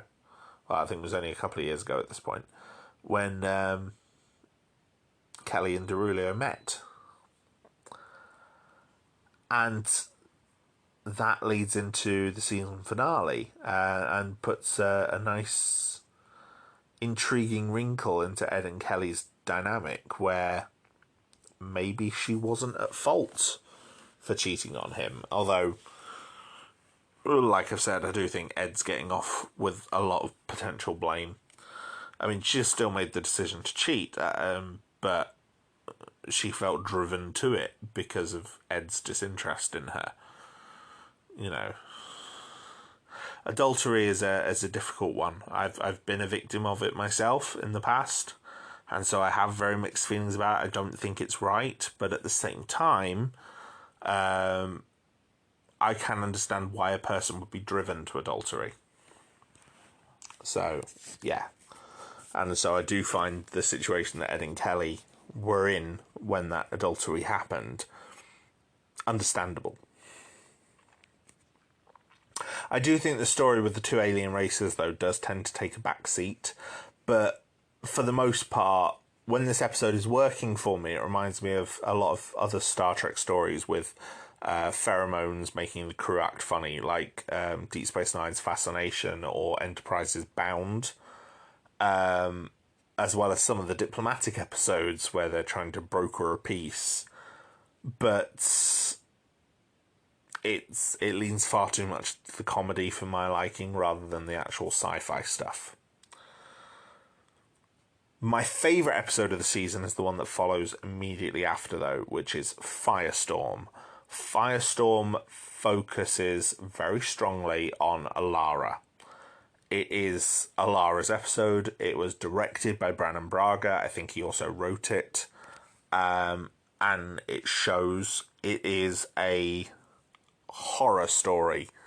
After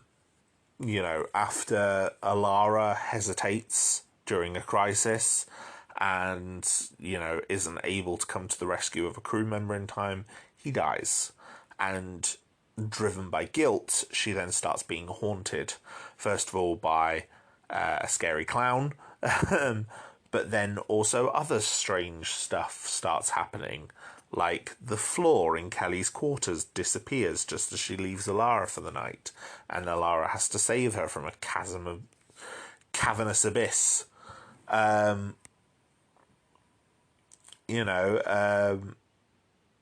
All sorts of other stuff starts happening as well. Like, she goes to see Claire, and Claire tries to perform invasive surgery on her, as though she's possessed. It's very clever. It's building so well. And then, just as we get to a point where all the rest of the crew is seemingly dead or disappeared, and the ship is in dire straits, and Isaac is chasing Alara throughout the ship, we pan out and we reveal that Alara's actually been in the ship's simulator this entire time, and she is running a simulation but she has also put certain command codes in place that mean if she's made the wrong call, she could potentially end her career. And we see Ed, Claire, and Kelly watching her. And they reveal that, you know, everything we've seen for a good portion of the episode at this point has been a simulation that Alara is running. And I think that reveal comes at just the right point of the episode, not breaking the tension that's been building. Like, you know something is wrong. You know something is very, very wrong, but you don't know what. And that reveal comes after, you know, incident upon incident upon incident that Alara has been dealing with. And the focus is so very much on Alara this entire time. And it's brilliant. And then she manages to complete the simulation, defeating Isaac. You know, the evil Isaac in the simulation. And, you know, the simulation comes to an end. And towards the end of the episode, we get the explanation from the rest of the crew. Basically, she was so consumed by guilt that she got them all to create the simulation for her and also helped erase her memories of asking for it. And the simulation was created by Isaac based on the greatest fears of all of the command crew. You know, in this episode, there's a whole load of spiders at one point. There's a gigantic arachnid that eats Gordon. You know, there's the firestorm in the shuttle bay. There's the evil Isaac. There's the evil version of Claire. And it's very clever. And you know, the crew just randomly disappear. And we turn out that all these fears came from members of the crew. And in fact, in a real world, some of these fears are actually shared by members of the cast. So, like, the scene where Kelly is sort of hanging from the end of her quarters, they filmed that on a large 2-story set. And Halston Sage herself is actually afraid of heights. So she was very nervous while filming that, obviously. You know, Adrienne Palicki and Seth MacFarlane are both scared of spiders. So there's a scene where there's a wall of spiders in the conference room. And they brought in an actual tarantula to sit on the desk. And the two of them were terrified while filming it. I think it's a great episode. This is one of the episodes that was actually written by Cherry Chiva Pravat Dumrong. I'm always going to butcher that name. It's such a long name, but I always feel like I'm butchering it. So it was written by her and directed by John Cassar, who goes on to become one of the major directors of The Orville. And it becomes one of the few episodes of season 1 that isn't written or directed by Seth MacFarlane. And she actually went to try and make it as a horror episode. You know, it was deliberately written to be a horror. And the episode was also written backwards. Like, the final revelation of Alara running in the simulator is the idea that occurred first to Seth MacFarlane. And then they built the plot to lead to that reveal backwards. And they decided to rely on phobias based on MacFarlane's suggestion as a way of developing Alara's character. We reveal that the reason she froze in the fire is because her house burned down when she was a young girl. And she was caught in the fire until saved by her parents. Her parents appear in this episode as well, and her dad is played by Robert Picardo, who played the Doctor in Star Trek Voyager. And it was lovely to see him. he's again another actor I really like and a character I really like from Star Trek. So it was great to see him. He gets another chance to shine in a later episode. But yeah, it's a good episode, and some of the scenes feel a bit bizarre, like the evil clown, feels a bit bizarre. But we also give some of the characters a chance to really act in a very different way. Like seeing an evil version of Claire was a lot of fun. So yeah, it's my favourite episode of season 1. Like, Majority Rule comes very close, but Firestorm for me is the best episode in season 1. The next episode, New Dimensions, and starts with a party and actually plays with the comedy for the first time in a me that felt really funny, but actually born from the characters and the unusual nature of the show. Basically, Gordon and John took a piece of Yaphet. Like I said, Yaphet's a gelatin. They sort of stole a piece of him during this function. We've already seen parts of Yaphet can break off and then reform when part of him stuck to Derulio after Derulio walked through him. And they've hidden it in the food. And they're waiting for Yaphet to notice. Yaphet doesn't notice, and goes to the sick bay and complains and says that he feels like he's lost a piece, but he can't quite tell where it is. And then Bortus walks in complaining of stomach trouble. And Mocklans have been revealed to have this killer digestive system. Like, they can literally eat anything, which Gordon tests quite a lot to his delight in an early episode, going, eat this, eat this. And, you know, Yaphet then has to reach into Bortus's mouth and down into his stomach to grab the piece, because it's less invasive for Yaphet to do it than it is for Claire to do it. And yeah, for me, that just felt like a scene. It was all done within the cold open, but felt like a nice moment that actually felt funny, but like I said, born from the characters. Like, it's a comedy moment that only works because of the natures of Yaphet and Bortus. The episode as well also pays off a character plot from the pilot, as Ed finds the truth about Kelly vouching for him to become the captain, which we learned when Kelly was talking to Admiral Halsey earlier at the end of the pilot. So it was obviously a plot thread that was laid, knowing that it was going to pay off. And it causes Ed to start second-guessing his decisions, and leads to some great tension between them and some great character building between them, as Kelly's like, no, you've got this. This is the reason why I vouched for you. And then, of course, this is the episode where you have that exploration of what it means to be in a post-scarcity society. They can create matter. And so you have that whole speech about how people are valued by their reputation and what they do. And because this is the episode where Kelly tries to encourage John to become chief engineer.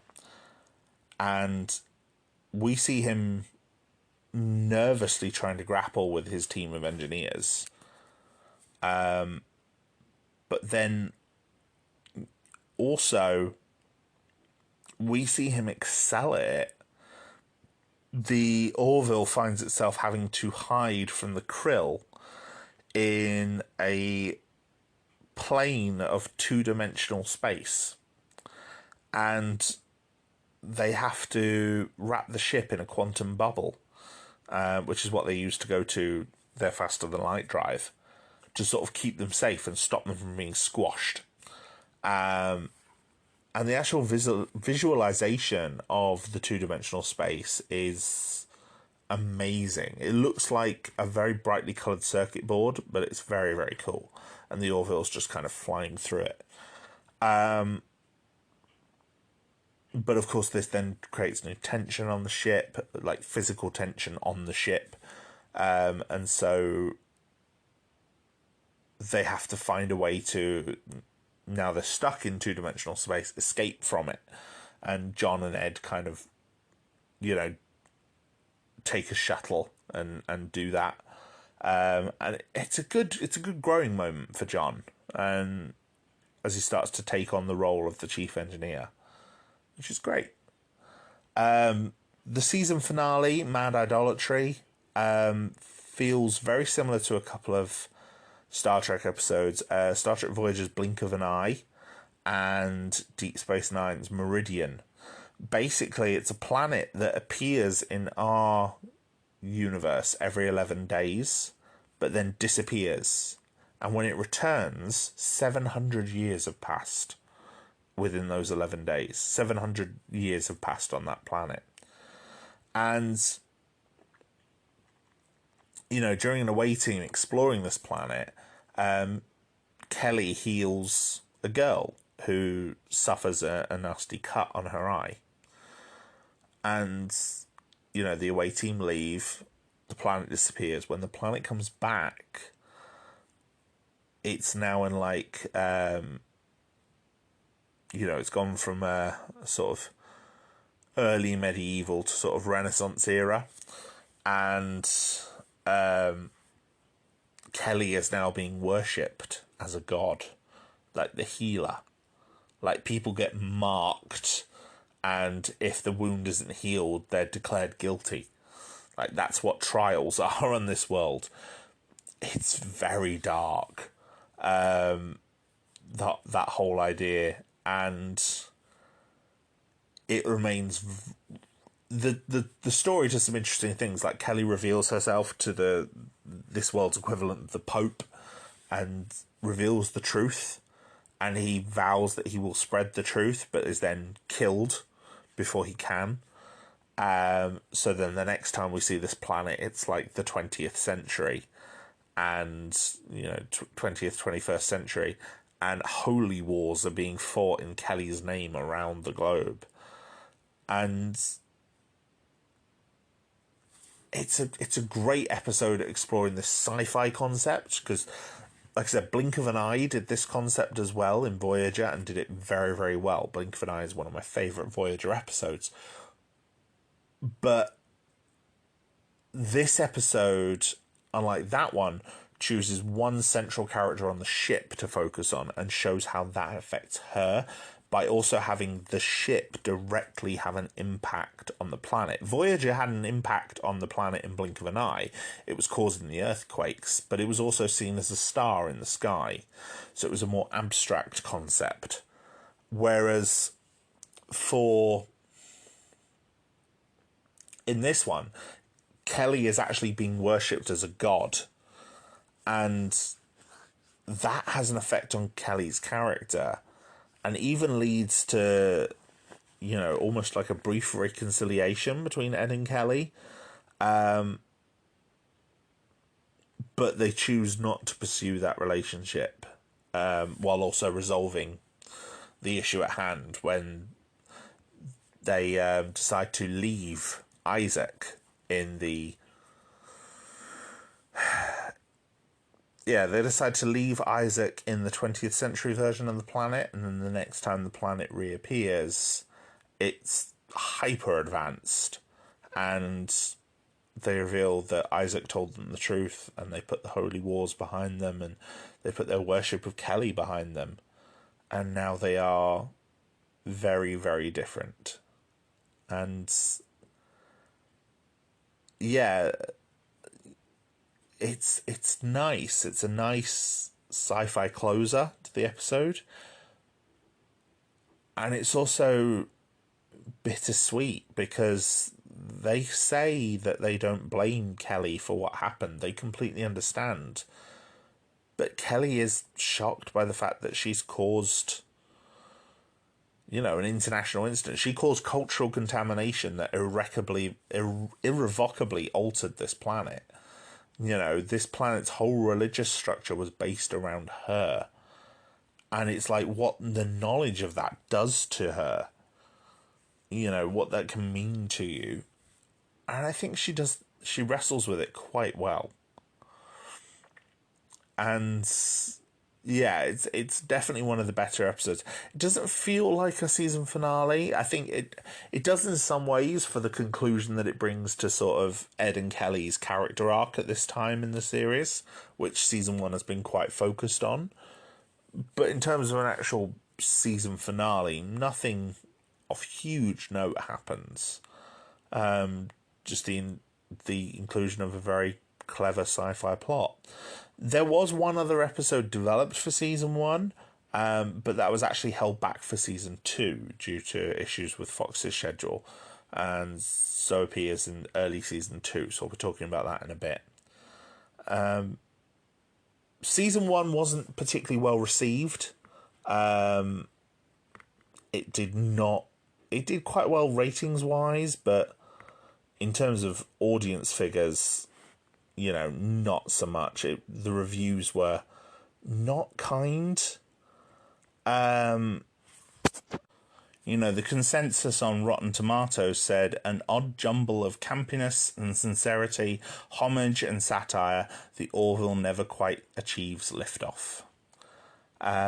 Seth MacFarlane himself got quite heavily criticised, saying that, with an actor better suited to navigating the inexplicable tonal shifts, he could maybe earn the audience's patience and empathy.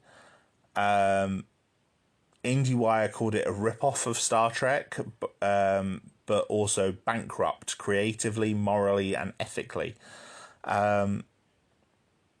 However, TV Guide said, the truth is The Orville was never going to win over critics because it's a throwback and goes against everything modern television is. It's not that The Orville doesn't know what it wants to be, as critics assume. It's that it wants to be a little of everything. Because as I said, Star Trek, as I said last year, Star Trek is a bit of everything. Star Trek Next Generation was a bit of everything. And The Orville wears its heart on its sleeve in that regard. It is a Star Trek-inspired show, for better or worse. And just like most other Star Trek shows, the first season is always the roughest. Except for the original series, weirdly. That's backwards. The first season of the original series is very, very strong. But yeah, The Orville gets better, but I think by the end of season 1, you can really see there is a very strong groundwork here to build on. Just like there was after the pilot. The pilot is a very strong opening that, introduces everything competently. By the end of season 1, you feel like you've got a good handle on the characters and this universe. And the show can only build from here. And it definitely builds. Season 1 of The Orville, despite not being very well loved critically, did find its fans. And like I said, by the end of the season, I was definitely a fan of The Orville. It initially got some quite poor reviews based on the pilot, but it did pretty well in the ratings. I think mainly due to curiosity. But also apparently in America it was airing because of Sunday Night Football. It was like the alternative. But then when it was moved to Thursday nights, the ratings did go down. But then they went back up again towards the end of the season. And it outperformed what people were expecting. Its case for renewal was helped by that, but also by the fact that despite quite high production costs, the state of California actually approved it for tax breaks, meaning that making a second season wouldn't be as prohibitively expensive as perhaps Fox might have feared. However, it was renewed 4 days after the episode Majority Rule aired in America, which became the second most watched episode of the show overall at that point. It actually beat all other Fox shows except for The Simpsons that year to get renewed, which is quite interesting. If anyone does follow industry reports on which shows get renewed and which shows get cancelled, it's always kind of interesting to see which ones get left till last. Sometimes there's a good reason for it. Other times, it can be quite surprising which shows are renewed early and which shows are renewed at the 11th hour. And in the case of the Orville, this was quite an early renewal. Simpsons is guaranteed, but there's plenty of other Fox shows that you might think would make the cut before the Orville. Some people even questioned why Fox chose to renew the series instead of just ordering more episodes for the current season. Now, this does happen a lot as well in television. A famous recent example I can think of was CW's Batwoman, which was originally only given a 13-episode run for its first season. But then off of the success of that first season, actually extended its series order to a full 22 episodes. But Seth MacFarlane had said that he didn't want to add a second half to the first season because he wanted to keep the show's production values high.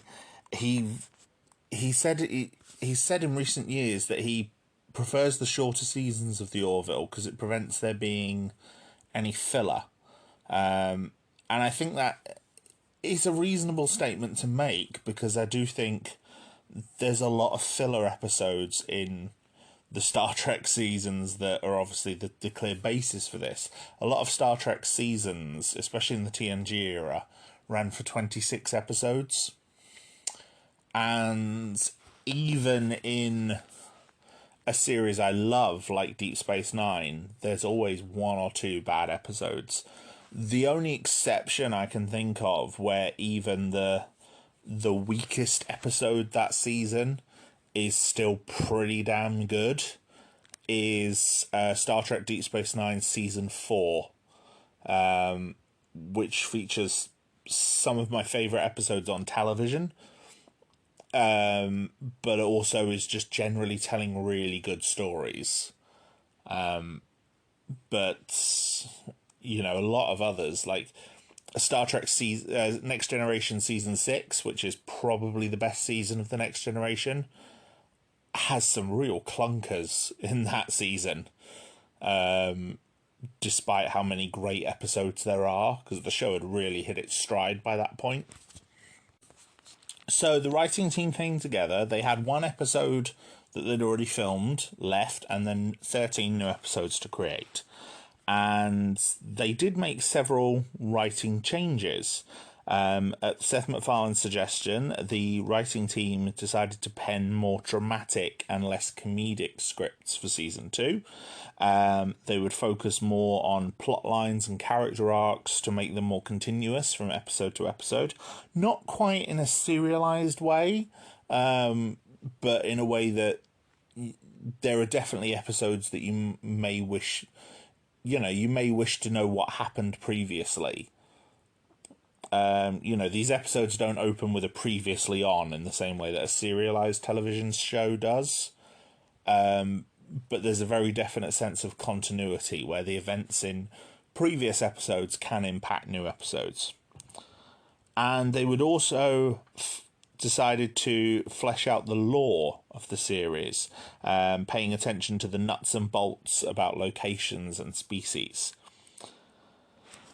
And I think this is a good move. Season 2, I think, generally improves so far on Season 1. It improved so much. And it became a critical darling. The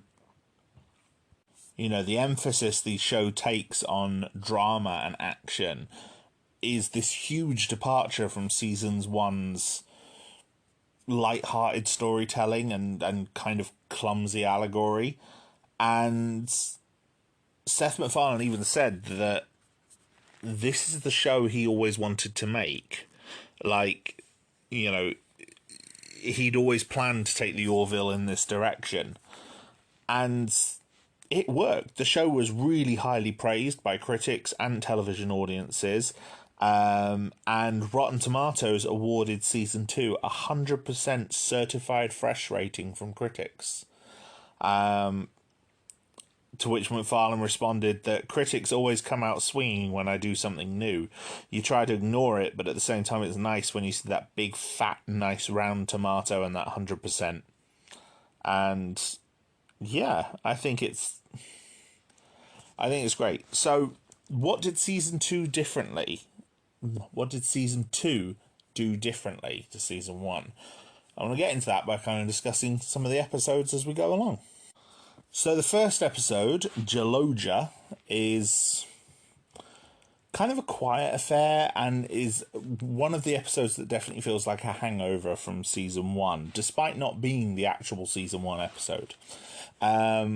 It's revealed in this episode that Moclans urinate once a year, and when they do, they make the pilgrimage back to Moclus to do so. And Bortus's time, his Geloja, is approaching, and the Orville takes him back to Moclus, and he invites all of the command crew to witness his Geloja. It's got some less obvious comedy and less standard tropes, although it does still lean into some of the sitcom tropes in certain ways. For starters, there's a subplot with Marcus Finn getting into trouble with a school friend named James, and Claire having to come to a disagreement with the parents of that other boy, who blames Marcus for getting him into trouble. This is because the boys are found drinking in the simulator after replicating hard liquor. And it's not replication. Replication, Star Trek, matter synthesis. So they synthesize some hard liquor using stolen command codes. And Isaac actually comes to her defense while, sort of observing what's going on. And he proves that it was James beyond a shadow of a doubt, by revealing that he's hacked all of his school scores, by discussing it with one of the new recurring characters, which is the school teacher on board the Orville, Cassius. Cassius is Kelly's new partner, and that also leads to another sitcom trope, which I'll get to in a minute. I will say the subplot with Marcus and James, it may be tedious, but I think it's, it may be a tired and well-worn trope in sitcoms, but I think it's helped by Claire being such a strong character, and the link with Isaac, and the way that it's Isaac that resolves everything, being somewhat unique, that makes it work as an inclusion in a sci-fi story. Regarding Kelly's relationship with Cassius, she decides to bring him to the Geloja, obviously. Ed is quite upset about it. He even at one point takes a shuttle out and flies it past her quarters and sees her with Cassius, and before briefly cloaking the ship. And it's like, that is awkward. It's a very awkward scene, and her confronting him about it is, I think she should be far angrier than she actually is. But it is believable. We've seen at the end of the last season that Ed still has feelings, and while I don't like the shuttle flyby, I do quite appreciate that Kelly says they can't be together because a captain and a first officer can't date. It's protocol. And I also quite like that Ed actually helps Cassius soothe things with Kelly when he, they have a standard sitcom disagreement, and Ed decides to be the bigger man and tell Cassius how to win Kelly back over, showing that he has grown somewhat. Most of the rest of the episode is quite simple but fun character stuff. Like Alara tries to date, and Bortus sets her up with Dan, which is quite funny, although she's really awkward around him. There's a new officer on board ship called Janelle Tyler. She's a dark matter specialist, and John tries to help Gordon work up the courage to ask her out, and ends up replicating a jacket with hundreds of zips, like more zips than could possibly fit on a jacket. It's very funny. And yeah, give some nice development to the characters. Characters like Gordon who maybe haven't developed so much at this point. The leftover episode from season 1 is Primal Urges, which is the next episode. And it begins with some of the most beautiful visuals I think I've seen in this show so far, showing the Orville in orbit around a sun as a planetoid in orbit of the sun is falling into it. And, that trend, those visuals continue throughout this episode. It has some of the best digital effects in this episode. The actual main story features Bortus developing a porn addiction, leaving work early saying he needs to go home to Clyden and leaving the bridge, but instead going to the simulator where he is engaging in porn-type scenarios with other Mocklans. And they are very stereotypical porn scenarios, like ending up with a doctor and all sorts of other, a prisoner and slave. And they're very funny, and it's a nice inclusion because I think everyone knew in Star Trek that the characters would have obviously used the holodeck for sex, but it's kind of never discussed. But in this, they take that route with it, and they do actually explore it. And it's quite a good way of exploring a more adult topic like porn addiction, and especially how it affects everyone around Bortus, because it does impact his relationship with Clyden. Clyden tries to divorce him, and we find out Moclan divorce involves stabbing your partner and leaving them for dead, but Bortus's life gets saved by Claire. So then Ed forces them to go to rehabilitation with Claire. And it's revealed that Bortus is struggling because he's dealing with the aftermath of About a Girl from the last season. He is struggling over Clyden making that decision for Topa. And the scene where he reveals this struck me as quite powerful. It really kind of struck a chord with me. And it felt very realistic. We also see one of the more elaborate alien designs with the character of Unk, who is an engineer who looks like a large tardigrade type thing. He's like a giant puppet suit. It's very interesting. And he gives Bortus a specially written porn program, which Bortus puts in the simulator, except this one malfunctions and starts damaging the ship, becoming an extended metaphor for how porn addiction can affect the people around you, because it also affects how the Orville is able to perform a dangerous rescue when it turns out there are people left alive on this planetoid who had resigned themselves to death. And the Orville is able to save some of them. Not all of them, because there's no transporters in the Orville. They've kept the transporters as a uniquely Star Trek invention. They just use shuttlecraft. And so Bortus and Isaac have to go down and save people.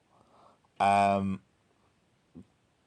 the people on this planet, the Nixians, they have to draw straws, essentially, because they can't all be saved. And there's tearful goodbyes, and it's horrible. It's really emotional. And it's this really tragic scene and quite short. And Isaac makes some comment which comes across as really emotionally insensitive because obviously he doesn't understand emotion. And Bortus chides him for it. And it struck me really well. as just this great moment in the middle of all of this. And yeah, it's a great line, and in hindsight, it actually becomes a really interesting echo of some future moments. So I won't spoil it here, but I do recommend the episode. The episode is very good. Home, the episode following, sees the departure of Alara. One of the biggest things with season 2 is Halston Sage leaves the show. I believe Halston Sage and Seth MacFarlane were romantically involved at one point, and I don't know whether that is the reason why she left the show, because I also know Scott Grimes and Adrian Palicki have been involved and have had a very tumultuous relationship during the show, and yet neither of them have left, although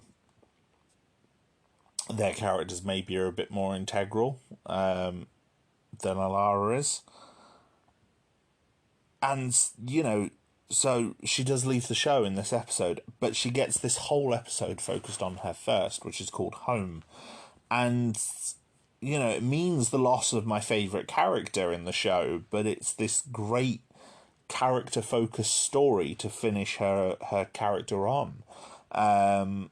You know, we see her family, we see Robert Picardo and Molly Hagan playing her parents, as well as 2 other Zelayans, one of whom is played by John Billingsley, who played Phlox in Star Trek Enterprise, and it was great seeing him, and, you know, seeing him interact with Robert Picardo as well, two of my favourite characters in Star Trek, who had never had a chance to act together on screen like this. It was great, and I was really happy that Alara wasn't killed off, because it means it is open for her to return in the future. The reason she has to leave is because obviously she's from a high gravity world of Zelaya, and her body is starting to deteriorate in the lower gravity on the Orville, and so she has to return to Zelaya. And even at the end of the episode, when Claire finds a way of possibly treating her condition, she decides no, she's going to go home, at least for the time being. And I like this. The Zelayans are also revealed to be very anti-military. So this is why Zelayan officers in the Union are quite rare, because they are a military, and the Zelayans are very anti-military. Her parents especially show disdain for her at certain points in the episode for joining the military. She also leaves a very sweet parting gift after a really tearful goodbye with all of the crew members. Like, Halston Sage is actually crying. And I think she is actually crying while filming this. I don't think that's just acting. And I think some of the others are actually crying legitimately as well, as she sort of has this emotional goodbye with all of the characters. And yeah, she leaves a parting gift for Ed, which he opens at the end of the episode. It's the last shot of the episode. And it's a jar of pickles. Because whenever he said, you know, needed to rely on her strength to open a door, this was established in the pilot episode. Yeah, in fact, I think he says it twice in the pilot. He sort of will gesture to the door to Alara and say, fancy opening this jar of pickles for me? So, of course, she does. She'll break through the door or the wall or whatever else he needs done. And so, yeah, she left him, even though he hadn't used that phrase in a while, she left him a jar of pickles. And I don't know, that really struck me. That was something quite sweet. The next episode, though, nothing left on Earth excepting fishes. I believe that's the line. It's a quote from a song in The King and I, which actually appears in the episode. Like, they're actually able to use footage from The King and I. which is another difference to Star Trek. Star Trek isn't able to use footage like that. And we see that Ed and Janelle Tyler have actually formed a relationship, which is good. And they take a holiday together. They take a break together to I think they go camping to a planet. But their shuttle gets captured by the Krill.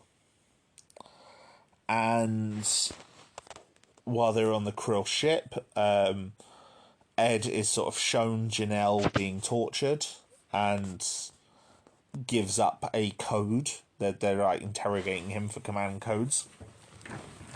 And he gives up a code when he sees that Janelle could be killed. And it was only after that Janelle is revealed to be Talea in disguise. And, I thought this was really well done. It was great to see Talea again. She's one of the more interesting antagonist characters in this show. And this is the first example of a recurring antagonist. And, the ending, while I didn't like Krill much as an episode, the ending of it was spectacular. And, yeah, Ed goes through some pretty good material with his romantic moments with Janelle, his fear for her safety, and even his appeals to Talea despite her betrayal of him. And I don't know, I'm not sure if it's just that watching it all in a row, Seth MacFarlane's acting was starting to grow on me. I don't think he's a great actor necessarily, but I think he does a competent job here. And the final scenes of this episode, after, they go on this tumultuous adventure and Talea ends up leaving again with the Krill, sort of show that he's quite deeply unhappy, and he thought he'd snatched a brief moment of happiness with Janelle, who turns out to be Talea, and no, he doesn't have that. And I like that. There wasn't much of a B story in this one. It was to do with the interim security chief, who is Lieutenant Thal. He's played by Patrick Warburton, another of Seth MacFarlane's colleagues from Family Guy, who comes over. And I don't know, he's interesting enough, but he's mainly a comic relief character again, another comic relief alien. The next episode, however, sees the introduction of the actual new security chief. It's called All the World is Birthday Cake, and features another Zalayan called Tala Kiali. She's played by Anna Shazor. Yeah. And obviously, as another Zalayan, she draws immediate comparisons to Alara, but she's a very, very different character. She's a lot older, for starters, and a lot more experienced and at ease with herself than Alara was. Now, the episode that introduces her, however, doesn't seem to focus much on her, however. It creates more of an ensemble piece where she interacts with Ed and Claire, because after first contact with a race that sent a message out into space, Kelly and Bortus find themselves arrested. The reason being it's their birthdays soon. And this planet believes so wholly in astrology that a whole star sign is seen as bad luck. And it's the exact star sign that Kelly and Bortus are. And so they are taken away by the people of this planet and put into like a prison camp along with other people born under this star sign. Giliacs, I think they're called. And it's only after we learn this that it's explored just like this planet has, for example, satellites in space that monitor stars, but they don't monitor them in terms of studying them. They're not studying like radiation or size or density. They're literally studying the position. They're just monitoring the star's position and alignment to work out where they fall in their astrological houses. And it's kind of clever. It's a clever idea. And there is the sci-fi explanation as to why this whole star sign is punished. About 3,000 years ago, one of the stars in this constellation went nova, and so it's just disappeared. It's turned into a black hole. And Tala is the one who actually works this out. And so the crew come up with a way to fake the star coming back, and they do this while also Kelly and Bortus are trying to break out of the camp after they've been down there for a month, and one of their campmates gave birth to someone in the next star sign who are hailed as the leaders of the planet, and her baby was taken away from her, which is one of the episodes in the one of the elements of the episode that I think is skimmed over quite a lot. There's plenty of elements in this episode that are just skimmed over.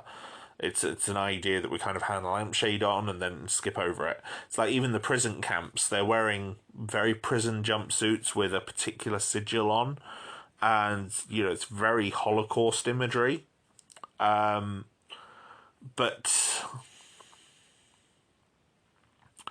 and there's very clear racism towards, well, not even racism, very clear discrimination towards the people of this particular star sign.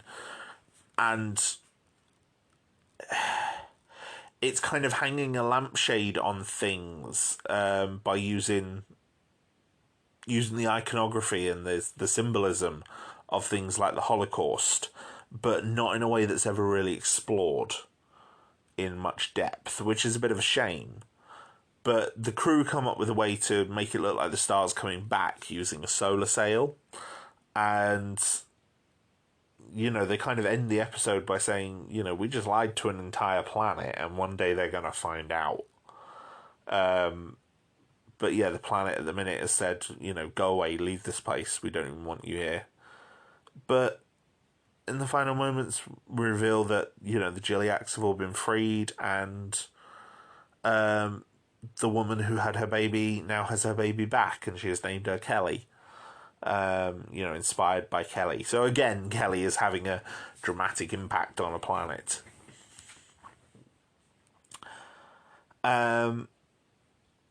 Before I get to the midpoint of season 2, though, there are 2 other episodes to speak to, and these are the ones that for me really start to show where the show is going.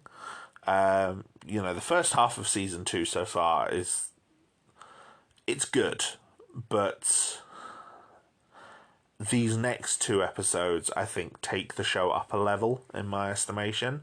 First is a happy refrain. I will just say there was an experiment during season 2 to extend the episode run. They changed the way the show was broadcast so that it had fewer adverts, and it meant there was more room within the episode for an extended runtime. And I think some of these episodes do start to show it, especially from this one. This is a happy refrain. It's a really character-focused story and a very interesting one, and is a very sweet episode. It's essentially a bottle show. The whole thing takes place on the ship using established sets, and only the core characters. And it works quite well. I think it's clear that they're doing something low budget so they can try and use that money somewhere else, which we'll get to. Basically, this is the episode that sets up Claire and Isaac into a proper relationship. And I think it works so well. This is something that's been building since Into the Fold. You know, we've seen plenty of moments of the two of them together and showing that they are very, very close. And we do even get to see some of the sort of anti-data elements that I spoke about earlier, where Isaac, once he's slept with Claire through the help of a hologram simulation to make him look like his actual actor, Mark Jacob Johnson, you know, says that he has enough data, and so immediately tries to break things off with Claire by making himself, you know, a stereotypical chauvinist to get her to break up with him on the advice of John Lamar. But after he does so, he feels incomplete. And while this is already an already well explored trope, the whole idea of the thinking android, you know, I've drawn the immediate comparison to Data, but Data's far from the only example. And even the whole idea of you know, an android in love, it's a well-worn path for a trope, for you know, for a story to take. But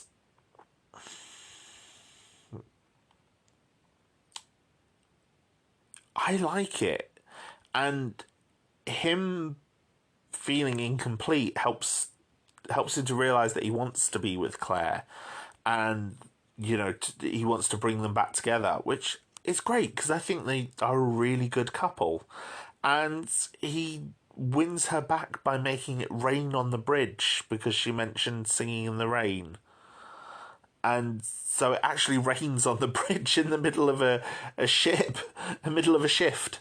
I will also say this, just as a brief aside, the sets on the Orville are fantastic. They actually built a 2-story set so that all of the elements that you see on board the Orville ship are all part of that same set. And you can literally walk from one of them to the other. Like, you can walk from the shuttle bay to the mess hall. You can walk from the bridge down the stairs into the sick bay. You know, it's a living set that they built here. And I think it works very well. I think a lot of the basis for Claire and Isaac's relationships comes from her children, especially, who are focused on a little bit in this episode. They've been recurring a lot more since Into the Fold. They appear towards the end of season 1 trying to find Isaac, you know, when they can't find Claire. And, you know, they've appeared a few times in this season as well. Obviously, I mentioned Marcus earlier. And, you know, I think how her children have responded to Isaac, as well as how he's interacted with them, is probably the thing that's most warmed Claire up to him. And I buy that. I think, you know, as a parent myself, yeah, I would be more inclined to trust and possibly fall in love with someone who loved and respected my children. You know, so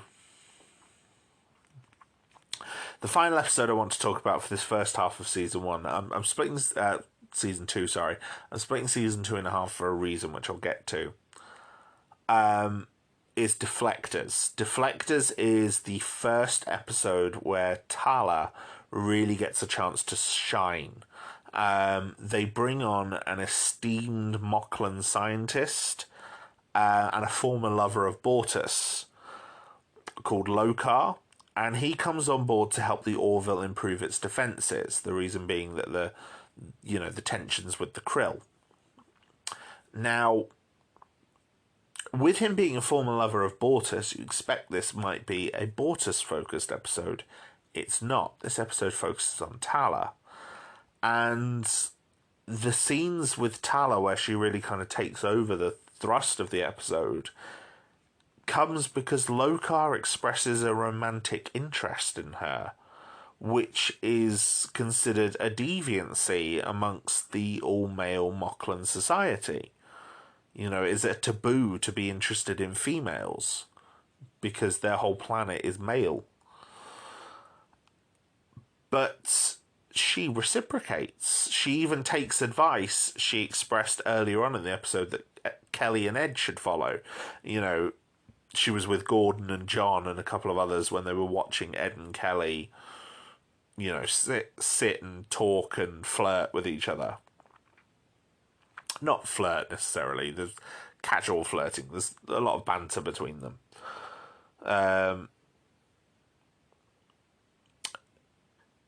And, you know, they should pursue happiness in this big empty universe. You know, Cassius has left by this point. If I remember rightly, it's by this point. If not, it's definitely soon. And, you know, Tala decided to try and seize the moment with Lokar. Oh yeah, Kelly dumped Cassius. I remember now. Kelly dumped Cassius, which led to him making more and more extravagant attempts to try and win her back before he finally chooses to leave the ship.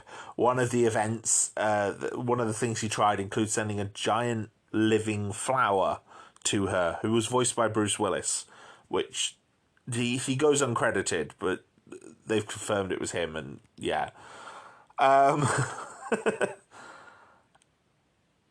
But so yeah, Tala goes with Lokar to the simulator, which has got an old Earth street on it at this point. And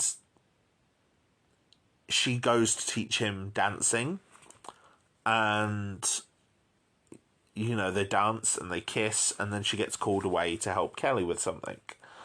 As she leaves, Clyden comes into the simulator and sort of confronts Lokar. And so when she comes back, Lokar's gone. And analysing the security tapes, it looks like Clyden murdered Lokar. And originally, you know, initially Clyden's identity is hidden, so Tala's investigating that. And she ends up clashing with the quite rigid Moklan society through both Bortus and the Moklan captain Rechik, who was Lokar's commander. You know, she clashes with them quite well. She, you know, she mentions that Lokar was interested in her, and they find it an affront. And she says to Bortus, you know, I thought you'd be more understanding after what happened, you know, with your child. And then she has a really good jibe to use as Rechik as well. I've forgotten what it was, but it angers him, and Ed has to step in to calm him down. But the resolution of the episode, Bortus reveals that he knew about Lokar. Clyden is arrested, but obviously says he didn't do it. And so Tala continues investigating and finds Lokar alive and in hiding. And it's really heartfelt. That the allegory of Lokar's situation hit really hard for me here. And Tala rebukes Clyden in the final moments of the show when he tries to comfort her and say thank you for freeing him. And it shows how she's been really deeply affected by the events of this. And, you know, we cut back to Moklas and we see Lokar get sentenced, presumably to prison or possibly even to execution. It's, you know, and we find out through what he says that his is a shame that will be passed on to his family and his bloodline under Moklan society. And, it's a shame his entire family will bear. And that Tala should have stopped investigating and just let him go. And, Clyden would have taken the fall for it, because Clyden knew what he was and had threatened him over it. And Lokar was fine with that. And that was the reason why Tala couldn't let him do it, because it meant an innocent man being punished instead. The whole episode for me helps to solidify that the Mocklans are probably one of the most interesting things about this show for me. The Mocklan society is really working for me. And especially in season 2. In season 1, not so much. About a Girl is not a great episode. This one is very, very good. Primal Urges is very, very good. And, it's really putting... And some of the other episodes to come are even better. And it's really helping for me to realise that, for me, in my opinion, the Mocklans are up there as one of the more interesting and well-developed science fiction races. Up there alongside the Klingons, the Bajorans, the Cylons, the Quarians, the Krogan. They're a culture that feels undeniably real. I can understand so much about them. And yes, a lot of their storylines so far have been used for allegory, but that doesn't stop them being interesting. And I think episodes like that and A Happy Refrain really show the direction that the Orville is about to take. The real turning point in the development of the Orville is season 2's Identity two-parter. For me, this episode is a masterpiece. And yes, I'm counting both episodes as the same story. The story is a masterpiece. It's the turning point of the whole show, and is the pivot for so much of what's going to come in the future. And it all begins when Isaac shuts down while with Claire and the boys, and the crew are forced to take him back to the Kaylon homeworld for repair. Now, as I said, the Kaylons are, horribly xenophobic to biological life forms, and, Isaac is their emissary, sent to observe biological life forms. And so the Orville could be destroyed undertaking this trip. Now, I will say I'm going to be discussing spoilers for this fantastic story. If you haven't seen it, I know I've spoiled a few things coming up to this point, but if you haven't seen Identity and you want to get into season 3 with the good press that it's been getting, stop now, go and watch that episode, then come back to me.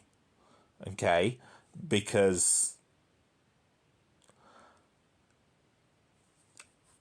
I need to discuss the plot of this to say why I think it's so good.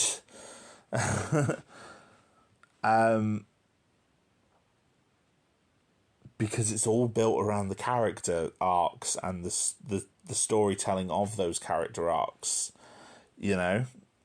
So yeah, if if what I've already said to you at this point sells you on the Orville, now is your chance to check out, go and watch Identity, carry on watching from there, watch the end of season 2 and watch into season 3, and you'll thank me for it. If you've already seen them, then, or you don't care about spoilers, then stick with me. Let's get into some fun stuff. So, once Isaac is reactivated by the Kalon, the whole planet of which are very unsettling, we learn that his mission is over and he's going to be leaving the Orville and remaining on the Kalon homeworld. Which leads to the crew throwing him a leaving party.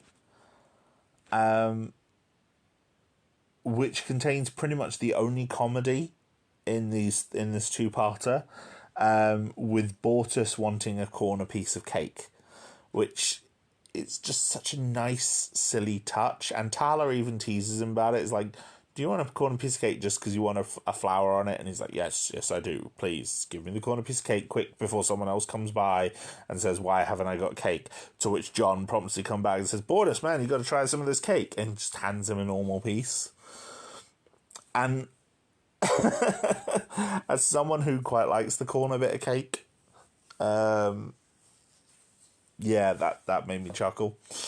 Because if you try and ask for a corner piece, you know, people will kind of look at you funny, and you kind of have to do it quick before anyone else notices. So, yeah, that made me chuckle. After that, though, and after Isaac leaves, that's when the shocks and the twists in the story come pretty thick and fast. Isaac is given a picture that Ty drew of him with the Finn family. And, you know, when he leaves the party, he drops it in the corridor. Which is... Yeah, I think I actually yelled at the screen when he did that. And Isaac is so well played in this because he has no face. And it's incredibly hard to emote like that. But especially for a character that has no emotion really anyway. But Mark Jacob Johnson does a great job at giving anything Isaac does, especially in this episode, but in a lot of other episodes as well, a real sense of purpose where you can read things into him. And yeah, Isaac clearly seemed conflicted by the picture, but he still dropped it anyway. And, you know, Ty ends up leaving the Orville with the picture to try and find Isaac. Ty has grown really attached to Isaac, and he tries to find him. And he ends up hiding from the Kalon on their own planet and ends up underground. And once Claire realises he's missing, Tala and Bortus go to find him. And when they come to rescue him, they find millions of buried remains under the planet, underground. And these are the bodies of the Kalon's builders. We also learn that there are machines building on the other side of the planet, you know, being detected by the Orville. And this is where Ed then confronts the Kalon, like, what's happening? What are all these bodies? Only to learn that the Kalon haven't been trying to decide whether or not to join the Union like the Union thinks. They've been deciding whether they should preserve biological life. And they have decided not to. And they are planning to wipe out all life in the galaxy as they expand out into the stars, because the Kalon homeworld cannot hold them anymore. They end up seizing control of the Orville. They capture the crew, and they have the Orville lead a fleet of ships to Earth. And some of the character moments in this are brilliant. Them seizing the Orville, rounding up the crew, capturing people like Clyden and Topper and dragging them out of their quarters, you know, seizing the bridge and ordering everyone out of their seats. Claire angrily confronting Isaac, you know, for betraying them. It's so well done. And everyone is on form. There's not this isn't a comedy show anymore. This is a pure drama, and it's up there with some of sci-fi's greats, and it builds towards this impressive cliffhanger as the Orville, under Kalon control, flies off of the planet with a whole fleet of Kalon ships behind it. And it's like, when Star Trek used to do cliffhangers like that, the big one that springs to mind is Best of Both Worlds in season 3 of Next Generation, where Picard is assimilated by the Borg, and you have a proper build up to an everything is lost moment, where Riker has like a weapon with one chance to destroy the Borg cube, but they wanted to save Picard, only to find out he's been assimilated. They get back to the Enterprise in a mad scramble, only for him to come onto the screen as Locutus. And Riker builds up to that, Mr. Worf fire, which is this amazing cliffhanger to end the show on for several months. Orville didn't do that, though. They came back the next week, but they could have left that cliffhanger at the end of the season, and I think everyone would have tuned back in. But they didn't. They decided to carry it on immediately. And the second part of the story finds the crew and civilians of the ship, they're all under guard in the shuttle bay. Ty, broken almost and terrified by the Kalon, tries to run out, tries to reach Isaac, but is almost killed by a Kalon soldier doing so. The Kalon have these awesome hidden weapons as well, by the way. Their heads unfold into like guns, which is incredible, and looks, doesn't look anywhere near as goofy as it sounds like it should. And yeah, works really well for me. Ty is almost killed by the Kalon, and sort of saved by the crew. And it shocks him. He's scared and terrified, and I get it. And Claire is obviously scared and terrified for him. The child actors they got in this show are quite good, all of them, as I'll get to in a bit. The ship ends up encountering another Union ship, and the Kalon primary has to get Ed and Kelly and the others to, try and treat with them. Ed decides to send them a coded warning, but the Kalon primary is aware of what this warning is and orders the other ship, the Roosevelt, destroyed. And to punish Ed, they execute a member of the crew. They put him in an airlock, and Isaac protests, and the primary sends him away, and then does it anyway. Showing, sort of planting the roots that Isaac maybe isn't fully on board with the Kalon plan. And the Kalon primary chides him for this, like tells him to read roots and tells him to change his name away from Isaac, which is like the name he's made to please the humans. Which is, very clear racism, slavery allegories there. And, the Kalon are desperately trying to see themselves as the good guys. And, the crew tries to come up with a plan, and this plan relies on Yaphet. And like I said, Yaphet is a comic relief character, is how he's been used up until now. This is his chance to shine as a character. Being gelatin, he is able to sneak through a vent to get a signal. But he needs someone to scramble the signal that he can send it, otherwise the Kalon will immediately know what he's doing. And the only other person able to sneak through the vent and help him is Ty. And Yaphet swears to Claire that he will keep him safe. He will keep Ty safe. And so they do. They sneak through this vent.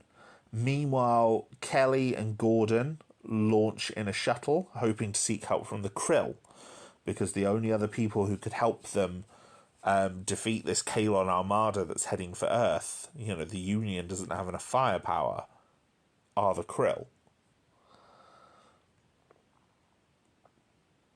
Yaphet ends up getting discovered and launches his whole body, inside a Kalon to try and save Ty, and actually gets incapacitated doing it. Meaning that Ty is captured. For a minute, you literally think Yaphet is dead. He falls out of the Kalon and he's all charred and smoky. And so, yeah, Ty is screaming and terrified. Like I said, the kid's doing a brilliant job. The actual inclusion to try and use the Krill, I think, is good. I kind of skimmed over it. But it makes sense. And, they're desperately trying to get the word out. Yaphet's signal manages to get through. Admiral Halsey manages to assemble the fleet. He orders every ship recall to Earth. But,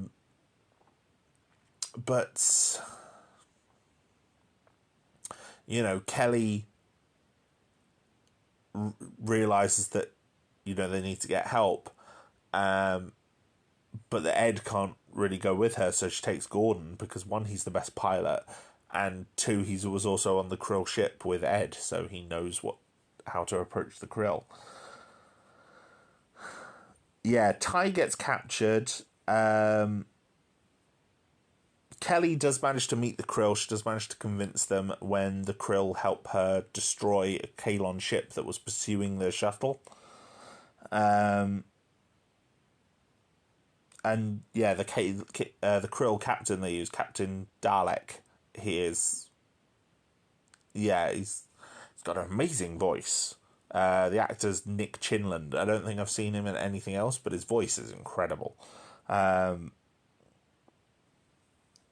yeah, it's clear after he loses two other ships fighting this one Kalon ship that he just manages to destroy, that he does believe them.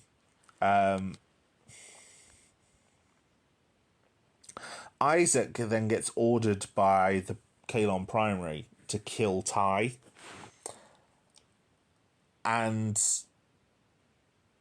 Isaac can't do it because of the bond that's built up between him and the Finn family. He can't do it. And so he destroys the Kalon Primary, the Kalon Secondary, and the Kalon Tertiary. They're the lead three Kalon characters that that we've been dealing with as the antagonists. And, turning on the Kalon, he fights his way to the bridge with Ty, and at a control console, activates an EMP to kill all the Kalon on the ship and give the ship back to the crew. Ty manages to run down to the shuttle bay and free them all. To seize control of the ship just as they arrive at Earth to meet the Union fleet. And this is where the battle is joined. The Orville is able to join the Union fleet and fight back against the Kalon. And it is fantastic. It's very clear where the budget went from these bottle shows that were earlier in the season. Because this is incredible. Star Trek has had a habit of using... Well, Star Trek used to use models, and it followed a lot of the sort of model making, model visual effects that something like Star Wars did, although not quite to the same level, because obviously Star Wars used fighters. You were able to do like dogfights and things like that. But Star Trek uses much bigger ships. So you tend to have two models on the same plane trading visual effects at each other. And for the early episodes, Orville kind of followed that, despite being all shot with CGI rather than a model. towards the later run of, 90s Star Trek, Deep Space Nine obviously had the Star Trek the Dominion War, had the Dominion War story arc, where they actually had scenes of actual warfare where you'd have huge fleets in battle against one another. And it was helped that the hero ship for Star Trek Deep Space Nine was the USS Defiant, which was this small, nimble craft. Voyager, for some of its battle sequences from the fourth, fifth, and sixth, and definitely the seventh and eighth, the seventh season, was using CGI as well for a lot of its battle sequences. Star Trek Enterprise was actually fully CGI, and so was able to incorporate more battle sequences as well, and do a lot more interesting things with the model of the ship. The Orville, and then obviously modern Star Trek is all CGI, and there's been some incredible battles in modern Star Trek. Star Trek Discovery even opens its first two episodes with a battle. The second episode is called the Battle at the Binary Stars. And some of the visual effect sequences in this battle are incredible. The Orville has clearly learned all of its lessons from Star Trek, and that includes how it is shooting the action here. The Orville has done some more complicated special effects shots with its ships. The ships do move around each other in a way that's a bit more dramatic than was ever seen on Star Trek. But this is the first time where you really get a chance to see a pitched battle. And there are some incredible moments in this battle. There's this amazing moment where several Kalon ships manage to break through the lines and make a run for Earth. And the Orville and several other ships pursue them past the moon. And a couple of the ships are destroyed and crash into the moon's surface. A couple of the Union ships. It's just incredible. I don't think the Orville is doing anything phenomenally groundbreaking in terms of cinematography or direction. I will point that out. It's not. It's not reinventing the wheel. But what it is doing is performing a very refined, very finely honed product. It is being the best version of what it is trying to be. And as someone who grew up on the next generation era of Star Trek, especially Deep Space Nine and TNG and Voyager, this really hits for me as something that is being the best version of that. It's not, like I said, it's not trying to reinvent the world. It's not trying to do something truly groundbreaking. It is, in many ways, a throwback. The Orville as a whole, in many ways, is a throwback to that style of science fiction storytelling that was very specific to that era of Star Trek. But it is doing it in such a refined way. All of the effect shots in this episode are brand new. There is not a single, piece of stock footage that I can see. And it is incredible. And it's an extended battle sequence. It takes place through most of the last act of this episode. As the Orville kind of joins the fleet and almost leads the fleet. It's in some respects.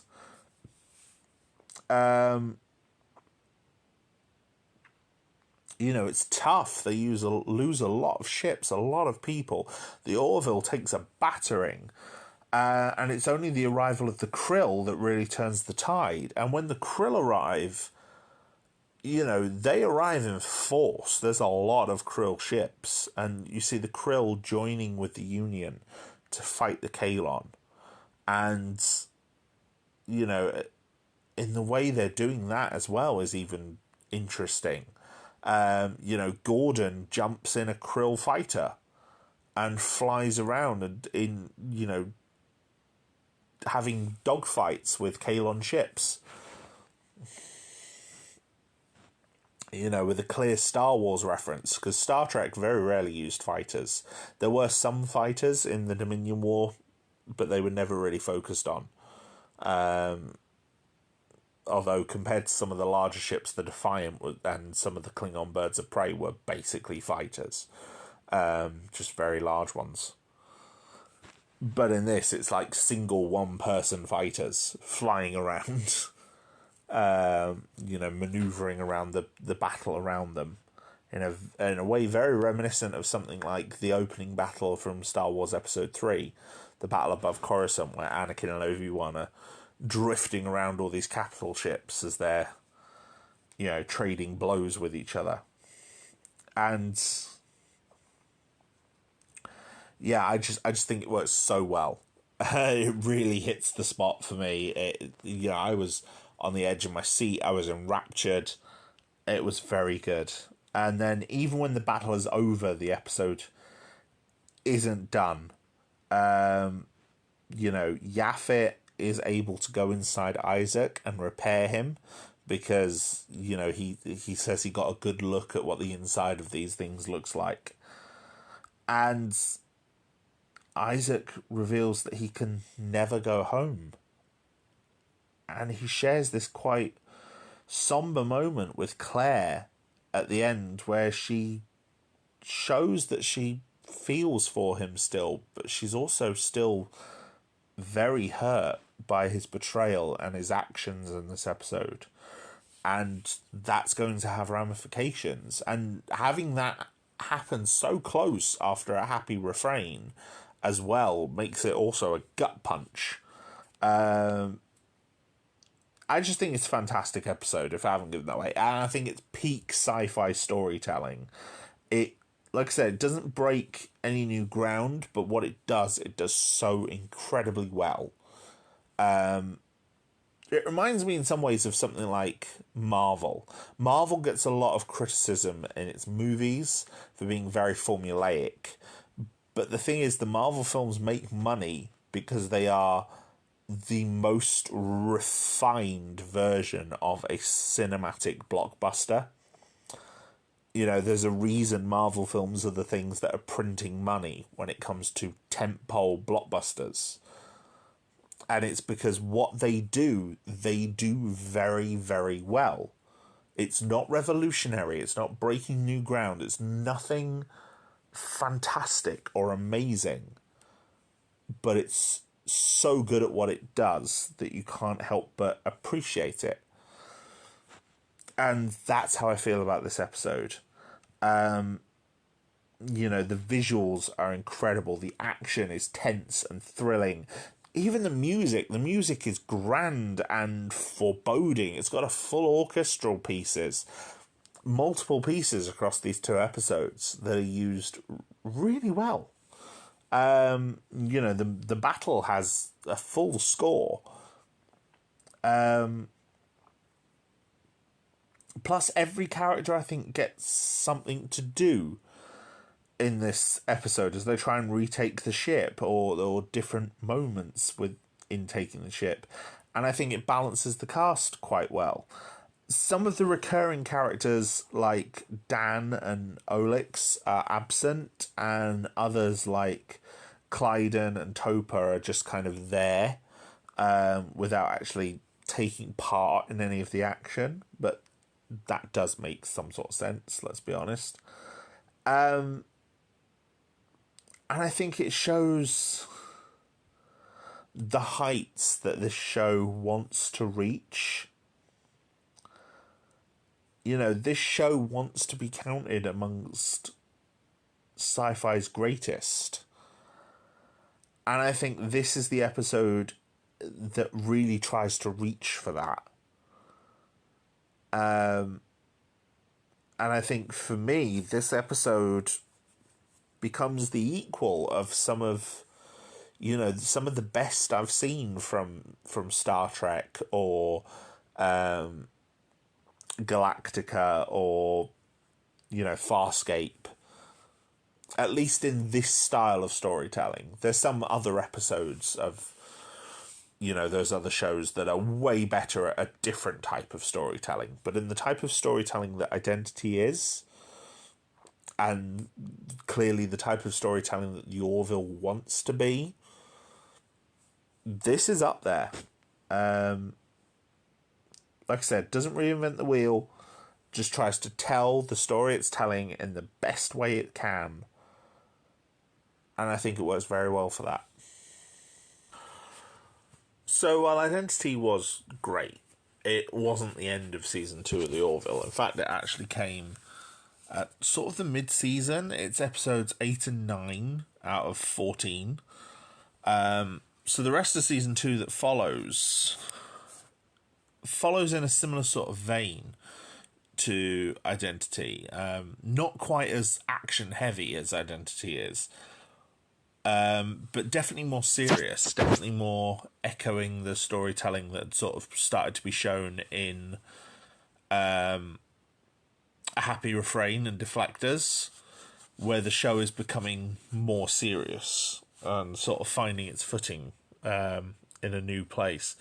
Episode 10 is Blood of the Patriots. It builds on the potential alliance with the Krill. You know, but the main meat of the story is concerning this Krill prisoner who's escaped, who is actually a Union officer named Orin, who was captured 20 years ago. And he's a friend of Gordon's. He's an interesting character. He's got a girl with him who he says is his traumatized but now adult daughter. And he addresses how he feels about the prospective peace in, you know, a great scene. You know, he's basically comparing the Krill to animals. It's echoing a lot of the same sort of sentiments that were shown in Star Trek VI, which was obviously a Cold War allegory, where the Federation was approaching a peace with the Klingons. And Kirk, like many people in America and in the West at the end of the Cold War, said he couldn't see, you know, the Klingons as friends. You know, and that's something that Orin says. Orin is a friend to Gordon, so this episode also gives us some insight into Gordon, who's a character who has been kind of neglected up until this point. You know, and he seems torn between Orin and his friendship and his connection to Ed. And you know, Orin at one point asks him to steal a shuttle to get revenge on the Krill, and he doesn't say no, but then when Ed confronts him about Orin's strange behaviour, he doesn't tell Ed either. Instead, he goes to Tala, and he tells her what Orin said, and then we cut immediately to the next scene. He's helping Orin steal the shuttle, and they actually, like, stun Tala and get away. But then, as soon as they've flown out the shuttle bay, it's revealed that, oh no, actually Gordon's on side. This is all on the up and up. He's told Tala and Ed, and everyone knows, which is great. And I'm glad they don't draw out that fake out, because it would have been easy to.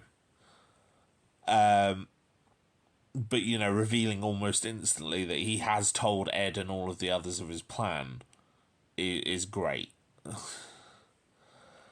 I think the reveal of his daughter Lena actually being a Enval is cool. It adds this really interesting sci-fi species to the mix. Basically, Orin has been accused of blowing up Krill ships, but he has no weapons. And we find out that this being that's with him, this Enval, Lena, pretending to be his traumatized daughter, her blood is actually explosive in a nitrogen atmosphere. So the Envals actually, like, hide themselves away out of, like, necessity from being with the rest of the Union. but obviously this one was at a cruel prison with Orin, and he's using her blood as the weapon. And yeah, it's very clever. I also like that it's Claire that recognizes it, because she sees Lena bleeding because Tala's thrown her against a wall, and recognizes immediately and locks her in the quarters, and tells Bortus to purge all the nitrogen in the atmosphere. It's a clever idea for a race. It's again one of many examples of the Orville skipping over something really interesting, because it does come towards the end of the episode. But the actual story is quite good, and you get some nice character development for Gordon, especially towards the end of the episode. And I do think it's one worth watching. The focus on Gordon continues into the next episode, which is called Lasting Impressions, and this is probably one of the best episodes in season 2, besides Identity. Gordon, the problem with Gordon is, up until now, he's felt very much like an expanded comic relief character. Like, of the main cast, he is definitely the comic relief one. He's the one more likely to crack a joke. But these 2 episodes, the 1-2 punch of them, one after the other, really humanizes him and gives him this development that he really needed at this point. And both make him very sympathetic, especially this one, Lasting Impressions. Basically, they dig up a time capsule, and on Earth from 2015, and one woman, Laura, has put her telephone, her cell phone, in the time capsule, and they're able to power it on and unlock it, and they see all her messages and her photos and a little video message that she's left for the people of the future. And Gordon falls for her. Like, he actually creates a holographic simulation to try and meet her. And the simulation is based on an algorithm composed from everything that she's left in her phone. And it's a good testament to how much information we actually have in our mobile devices, that, they make this very lifelike approximation of her, that it doesn't feel like a simulation. It feels very real. And Gordon falls for her. And we already had this hint earlier on in the season in Jaloja that Gordon is actually very lonely. And this really picked up on it. And I think it was a great story. Laura herself is a great character. And the episode does pose some very interesting questions that it can't really answer. There's some very interesting philosophical arguments about what is real. Like, he gets into an argument with the rest of the crew about whether she is real or not, and it's like, and then Laura herself in the simulation actually poignantly muses on, who we are and how we are remembered. And I don't know, it just really struck a chord with me, really worked for me, as it did for many, many others looking at the ratings and score for this episode. And yeah, I think it was brilliant, and definitely one of the highlights of season 2. It was also brilliant to see Tim Russ, even though his role was quite small. Tim Russ, who played Tuvok in Voyager, comes in as the head of the archaeology dig. It also features a very, very fun B-plot where Bortus and Clyden get addicted to cigarettes, bringing some comedy to the episode, but quite well done comedy. Not like some of the more tired comedy early on. It's like these are 2 aliens who become addicted to smoking because apparently Moclan physiology is really has a I've forgotten the word, predisposition towards nicotine. The episode following that is another Moclan-focused episode. It's called Sanctuary. It's directed by Jonathan Frakes, again, so it's just a very competent episode overall. And we see the return of Havina, who now has a whole colony of Moclan females. And we see some character development for Topa, as we reveal that Clyden has basically taught her that females are inferior, and the new school teacher who's replaced Cassius is a woman. She's played by Marina Sirtis, which I also like the idea of Jonathan Frakes directing his TV wife in a completely different show. So that was quite funny. And yeah, so Topa is being mean to other girls in her class and being very disrespectful. And Bortus shows Topa a Moclan female child that the Orville is unknowingly smuggling. Bortus discovers and is able to learn the truth. But it creates issues, and the Orville then finds the colony, speaks to the Moclans. The Moclans decide to appeal, the Havina's Moclan females decide to appeal for sanctuary. And so Havina travels to Earth with Ed to sort of plead her case against a Moclan dignitary played by Tony Todd, who Tony Todd was always one of my favourite guest actors in Star Trek. Whenever he appeared, he played some brilliant roles. His turn as the older Jake Sisko in The Visitor is still one of the most emotional television performances I think I've ever seen. But he played some great characters in Star Trek, so it was amazing to see him. F. Murray Abraham is in this episode as well as another guest star. This episode has some good guest stars. Havina, on the way to Earth in quite a funny moment, looks up some famous Earth women, especially Earth writers, being a writer herself, and discovers Dolly Parton and plays 9 to 5 in the shuttle. And then incorporates that as part of her speech towards the Union, which is a bit cringe. And cringe humour is one that doesn't always work for me, and that didn't work for me in this case. But I do like her reaction to Dolly singing.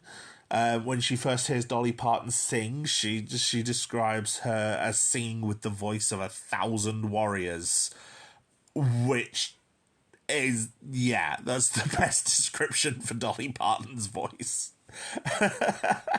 and they even use 9 to 5 later in the episode. There's a battle sequence on the Sanctuary where Kelly and Bortus fly down in a shuttle to fight some Moclans who are trying to seize the females before the Union can actually make a decision.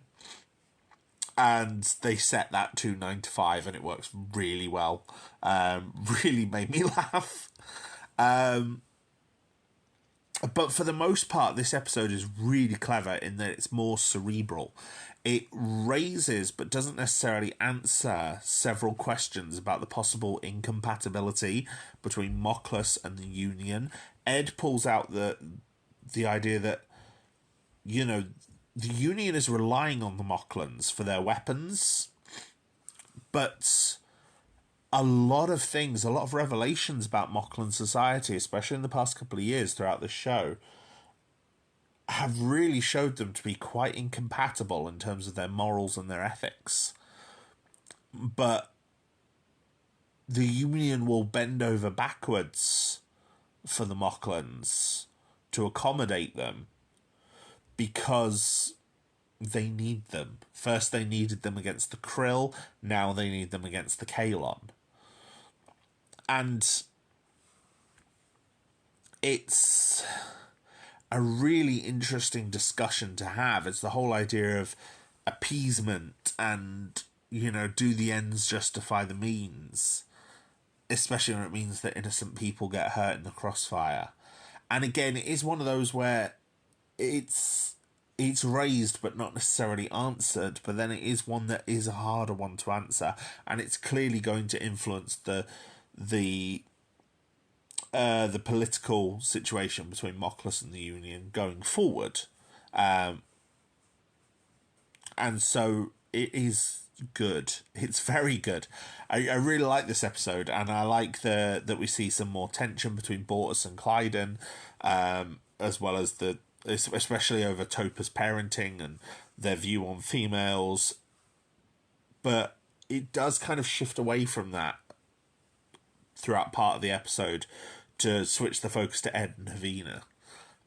But it does the whole Star Trek trial thing. Star Trek loves a trial, so the Orville is now doing a trial, and it works. It works really well. It really worked for me as an episode. I'm liking the Mocklin episodes. I know some people aren't, but they are working for me, and I think that's the most important thing.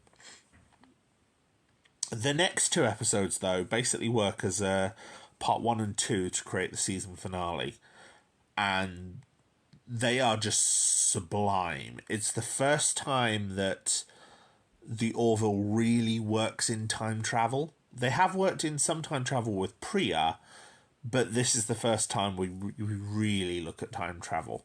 Basically, the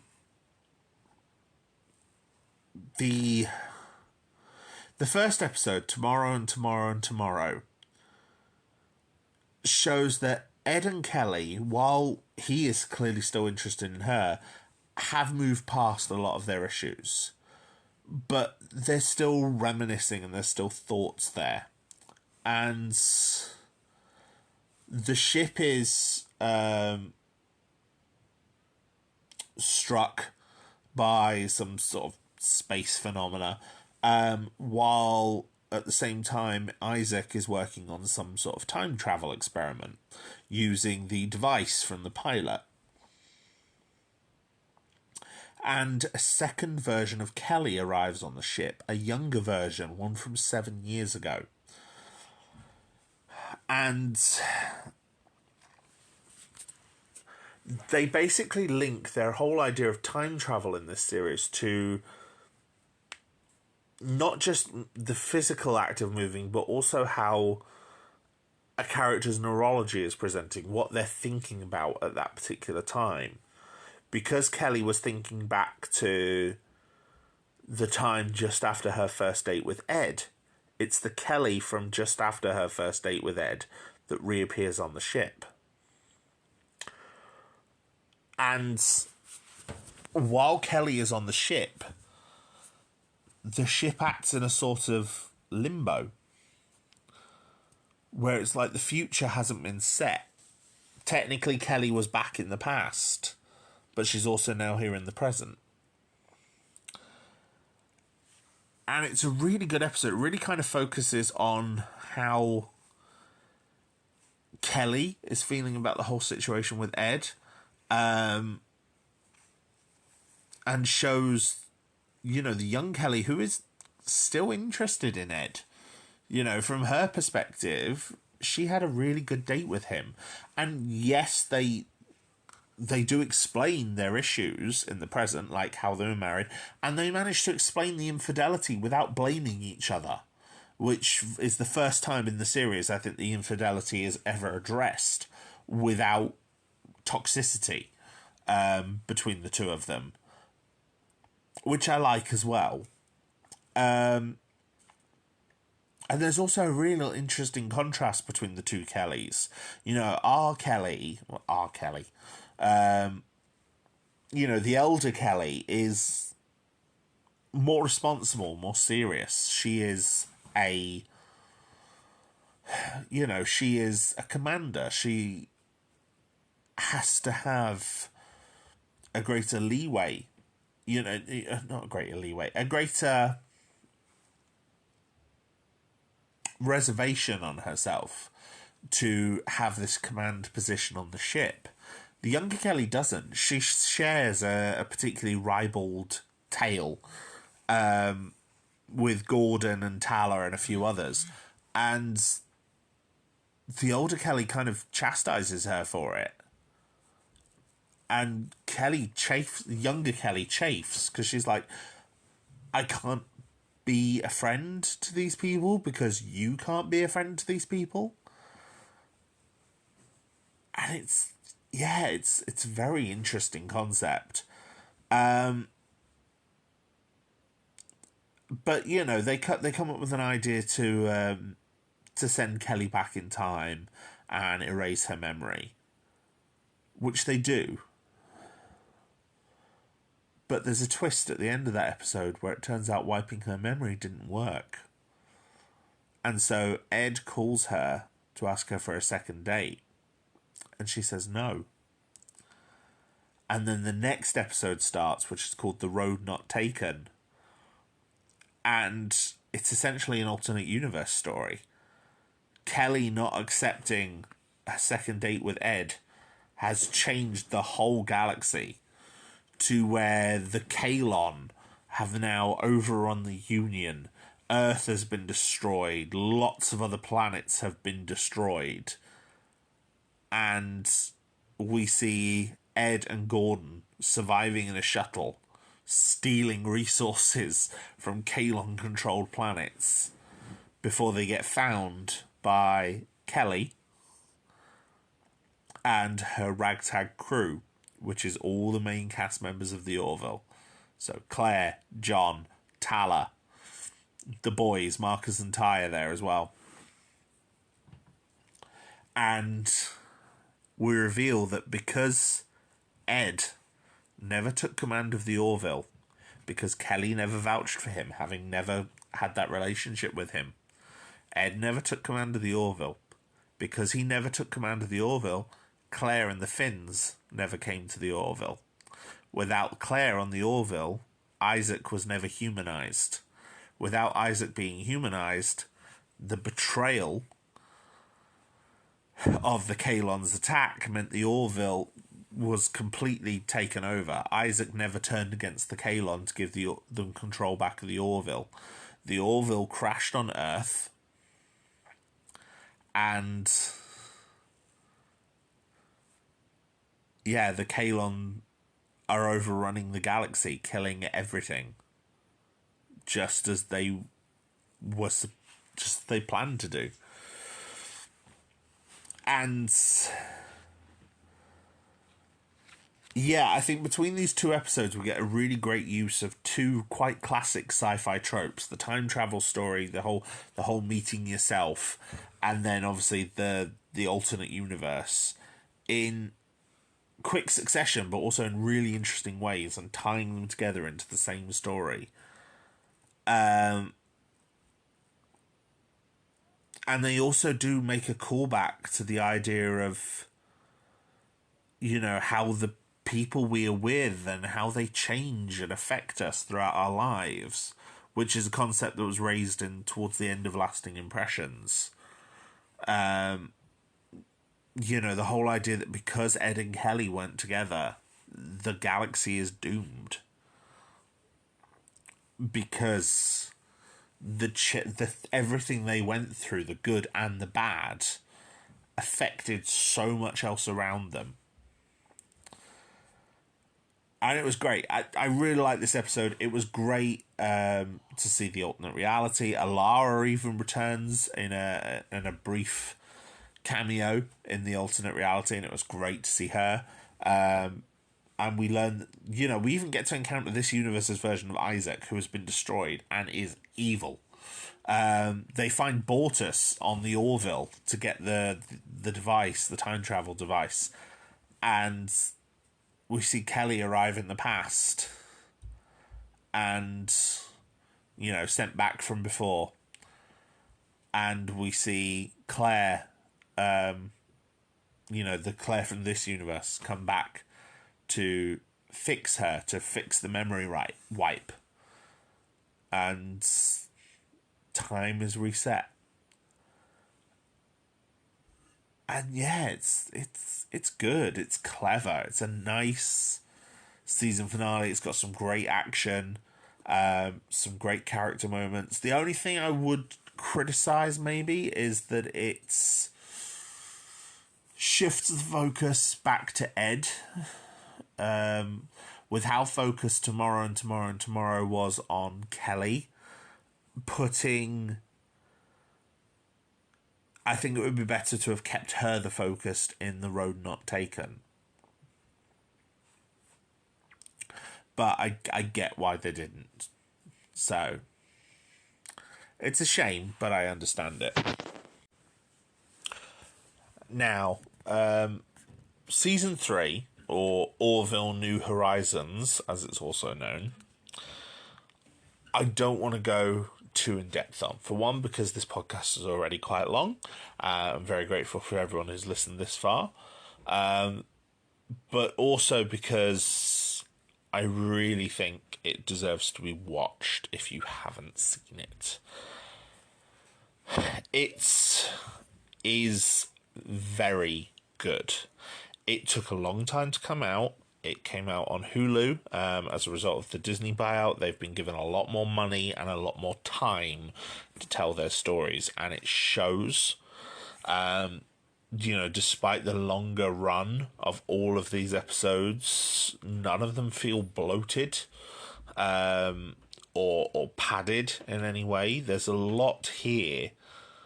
And it's like, you could say, well, maybe these episodes don't need to be that long. And I'm like, yeah, okay. But I can't think of anything I would want to cut out of them either. Each story is staying as long as it needs to stay to tell its story. The filming was obviously interrupted by the COVID pandemic. Seth MacFarlane actually hired Pan Defense, a COVID safety unit to actually prevent any cases. So there were no cases among the cast and crew, even when they still had scenes to shoot involving like 200 extras. They didn't end up with a single case of COVID among the crew, which is impressive. It took so long that a couple of the actors died, including Norm Macdonald as Yaphet, and 3 of the actresses actually gave birth during the run of the show, including Jessica Zor, who plays Tala. As I said, though, the budget also gets increased this season. The sets get redesigned. Isaac's costume gets redesigned. There's a couple of new sets as well. The visual effects look much better. I think the exterior of the ship has even been redesigned for the Orville. There's a whole new opening sequence, which is incredible.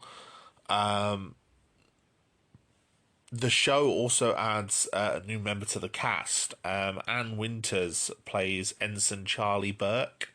She's brought on as a new navigator. Since John moved to chief engineer, the navigator slot on the ship has been filled by,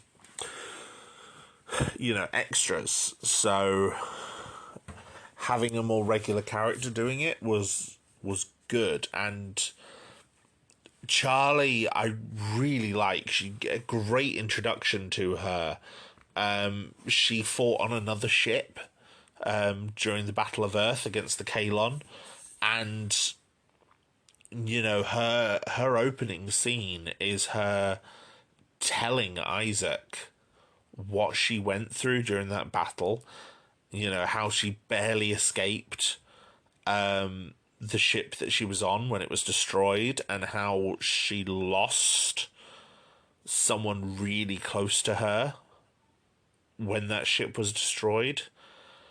And she is consumed by grief, but also by hatred towards Isaac. And it's a really good idea for a story. And, as we go through that first episode, we see that she's not alone. Several of the other characters are also having very mixed feelings about Isaac.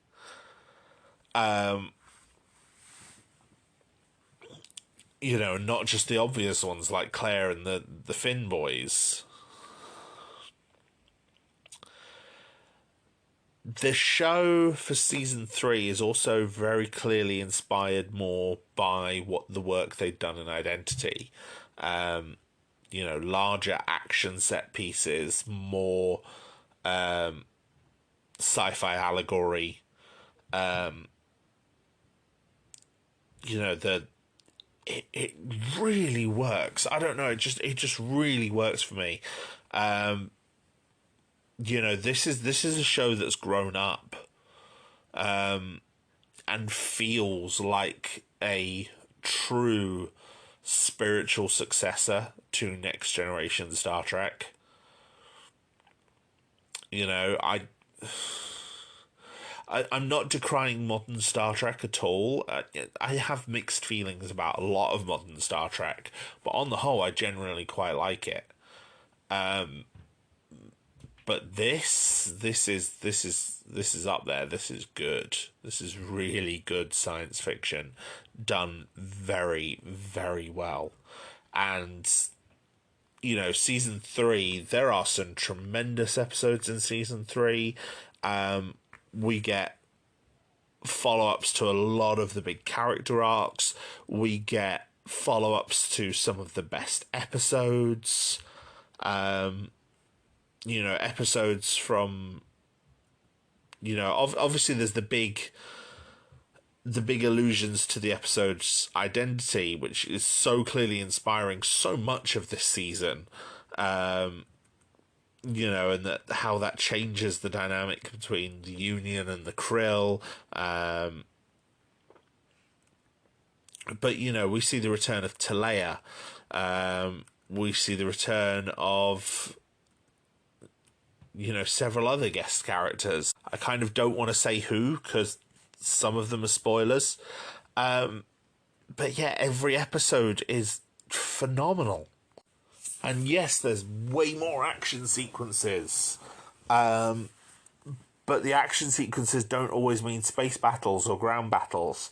Like, there's one where there's these, like, alien spider monsters, and Tala's fighting them in the cargo bay. And it looks like a superhero fight. Because, obviously, they're leaping around and sticking to the walls because they're spiders. And Tala is super strong, so she's throwing them around. That episode also has some very, very good horror vibes at points. You know, the opening episode, Electric Sheep, where you deal with Isaac and, you know, how the crew are reacting to him in the back of the Kalon attack. And, you know, that episode deals with trauma and suicide. You know, there's Gently Falling Rain, which is the episode 4, which deals with, you know, sees the return of Talea, and, you know, has elements in it that are quite clearly a commentary on the surprise election victory of Donald Trump in 2016. There is episode 5, A Tale of Two Topers, which is frankly beautiful and so lovely, and stars Imani Pullum as the new actress for Topa, and it's a trans story. Like, Topa realizes that she is female, despite how she's been changed on the outside. She is still female. She still identifies as female, and the story that, yeah, the things that happen in that story, and how you get these amazing character dynamics between Bortus and Clyden and Topa and Kelly. It's fantastic, and it has some beautiful moments in it that move me to tears. Happy tears in a good way. You know, there's Twice in a Lifetime, which is a sequel to an episode from season 2. I don't want to say which one because spoilers, but oh my god, some of the concepts in that are phenomenal. Like, the revelation that killing animals is illegal in the Union. that is a great revelation for a sci-fi show. There was a recent discussion on Twitter about the Star Trek universe and whether they eat meat, whether they're ethically vegan. And it's like, I eat meat, but at the same time, were alternatives more affordable? I don't think I would. And, in a world where you can synthesize matter, you don't need to kill animals. And I think animals being respected as a sentient form of life, where killing them is punishable as murder, that's great. I think that's a really great concept. Mortality Paradox, episode 3 of the season, features this great twist at the end of it that actually ties the whole episode, which is a really great, like, Twilight Zone Outer Limits style mystery thing going on, but brings it back to an episode from season 1. With this great new character who I really hope we see more of. Episode 7 from Unknown Graves introduces a race called the Genesi, who are a matriarchal society who were mentioned when Tala first appeared. Tala said that she broke her previous commander's nose because they met with the Genesi delegation, and the Genesi, being matriarchal, see men as lesser. And so Tala punched out her captain and took command. And, that's brilliant. And then, of course, there's not just this episode, but other episodes as well that bring in new character dynamics among the crew. Like, John finds love this season. I won't say who with, because it's really good.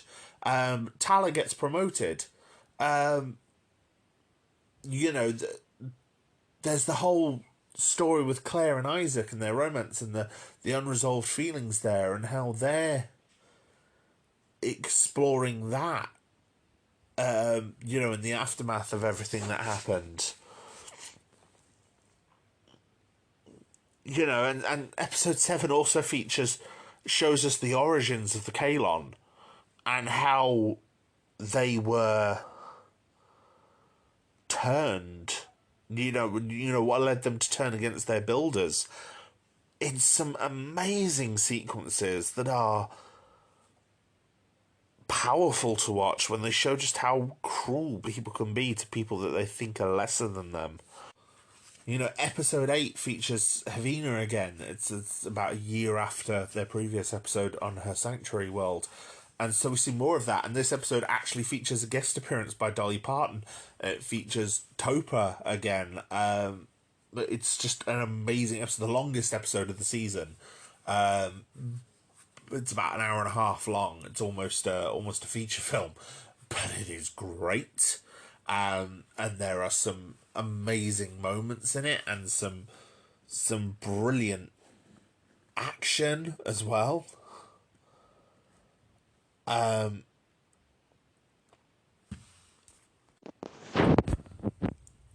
yeah, the last 5 episodes, because they were caught up in the whole COVID thing, they made the decision earlier on, when they were filming season 3, that all episodes of this season would be directed by Seth MacFarlane and John Cassar, who directed at least one half of Identity and directed several other previous episodes.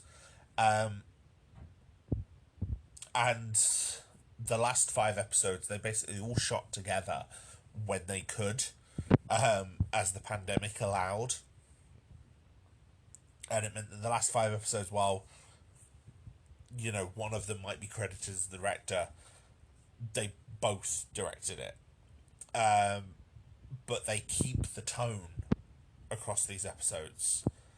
And they keep the style, and it works so well, and I really, really enjoyed it. Midnight Blue, this popcorn episode, is a perfect sequel to a lot of the Mocklin plots that have been building. And then we get episode 9, which works as this tremendous sequel to Identity, as well as the culmination of so many other story arcs and everything that's going on. And then the finale episode of the season, Future Unknown, which comes in the aftermath of Domino, episode 9, serves as an epilogue to that, while also concluding several other character arcs, and then bringing back a surprising return, and a surprising and very welcome returning character from season 1. It was so good to sit and watch this show. I really enjoyed myself watching The Orville, and especially watching New Horizons. And I think you could watch New Horizons without having watched The Orville, and you would skip over some of the rougher stuff earlier on. But with how closely connected New Horizons is to its own mythology of the show and everything that has been building up until this point, I do think you at least owe yourself to watch some of the previous episodes. But if you have been sleeping on The Orville and you just want to get started, New Horizons is the perfect jumping on point. And at this point, we don't know if The Orville's going to get renewed. Season 4 hasn't been officially announced yet. But I think when Star Trek is so strong right now and it's becoming Paramount's flagship franchise, while Disney has so many flagship franchises between Marvel and Star Wars, something like Star Wars isn't necessarily a competitor for Star Trek. The Orville is. And I really think that if Disney wants to play in that space, and do a decent, intelligent, complex science fiction show, The Orville is the way to go. And, this is a show, when I watched its first few episodes, I was intrigued, but I was also ready to write it off. I am so glad I didn't, because by the end of this show, it is incredible. And, if it never continues, if season 3 is all we get, it was a good ending. But I really hope there's more, because the ending we got was good. But if that ending becomes the groundwork for something else, it will be amazing.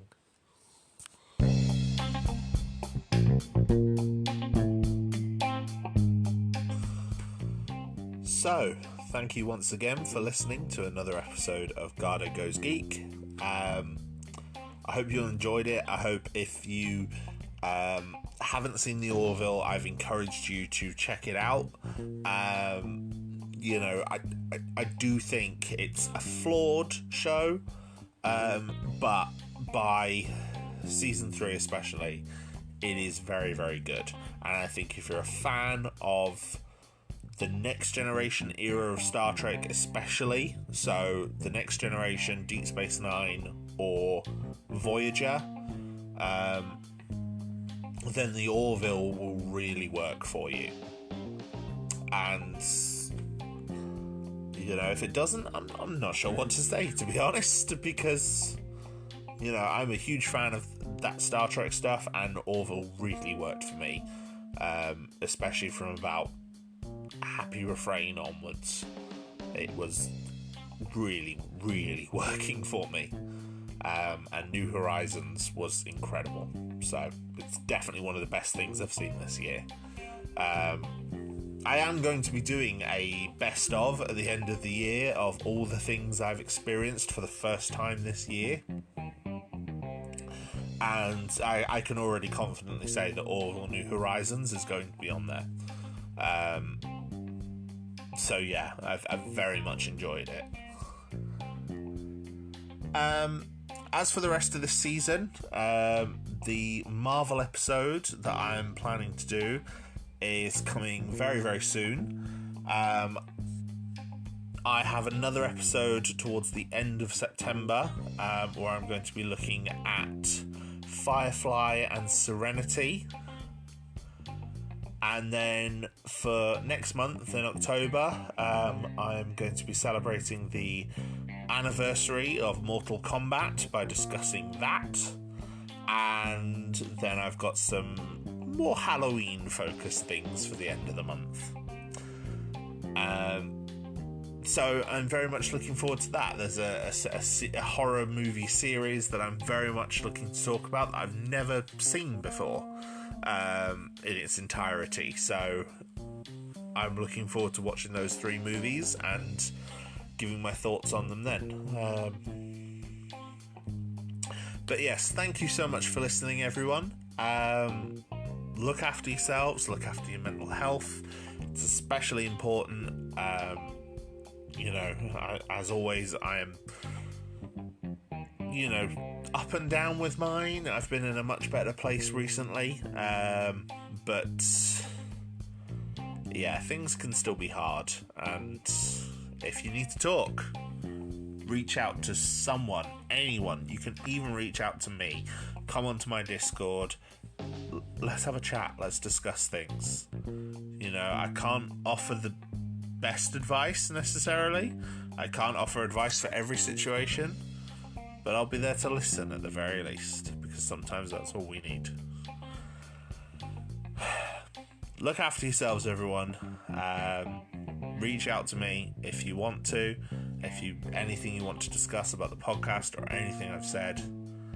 And until next time, you all look after yourselves.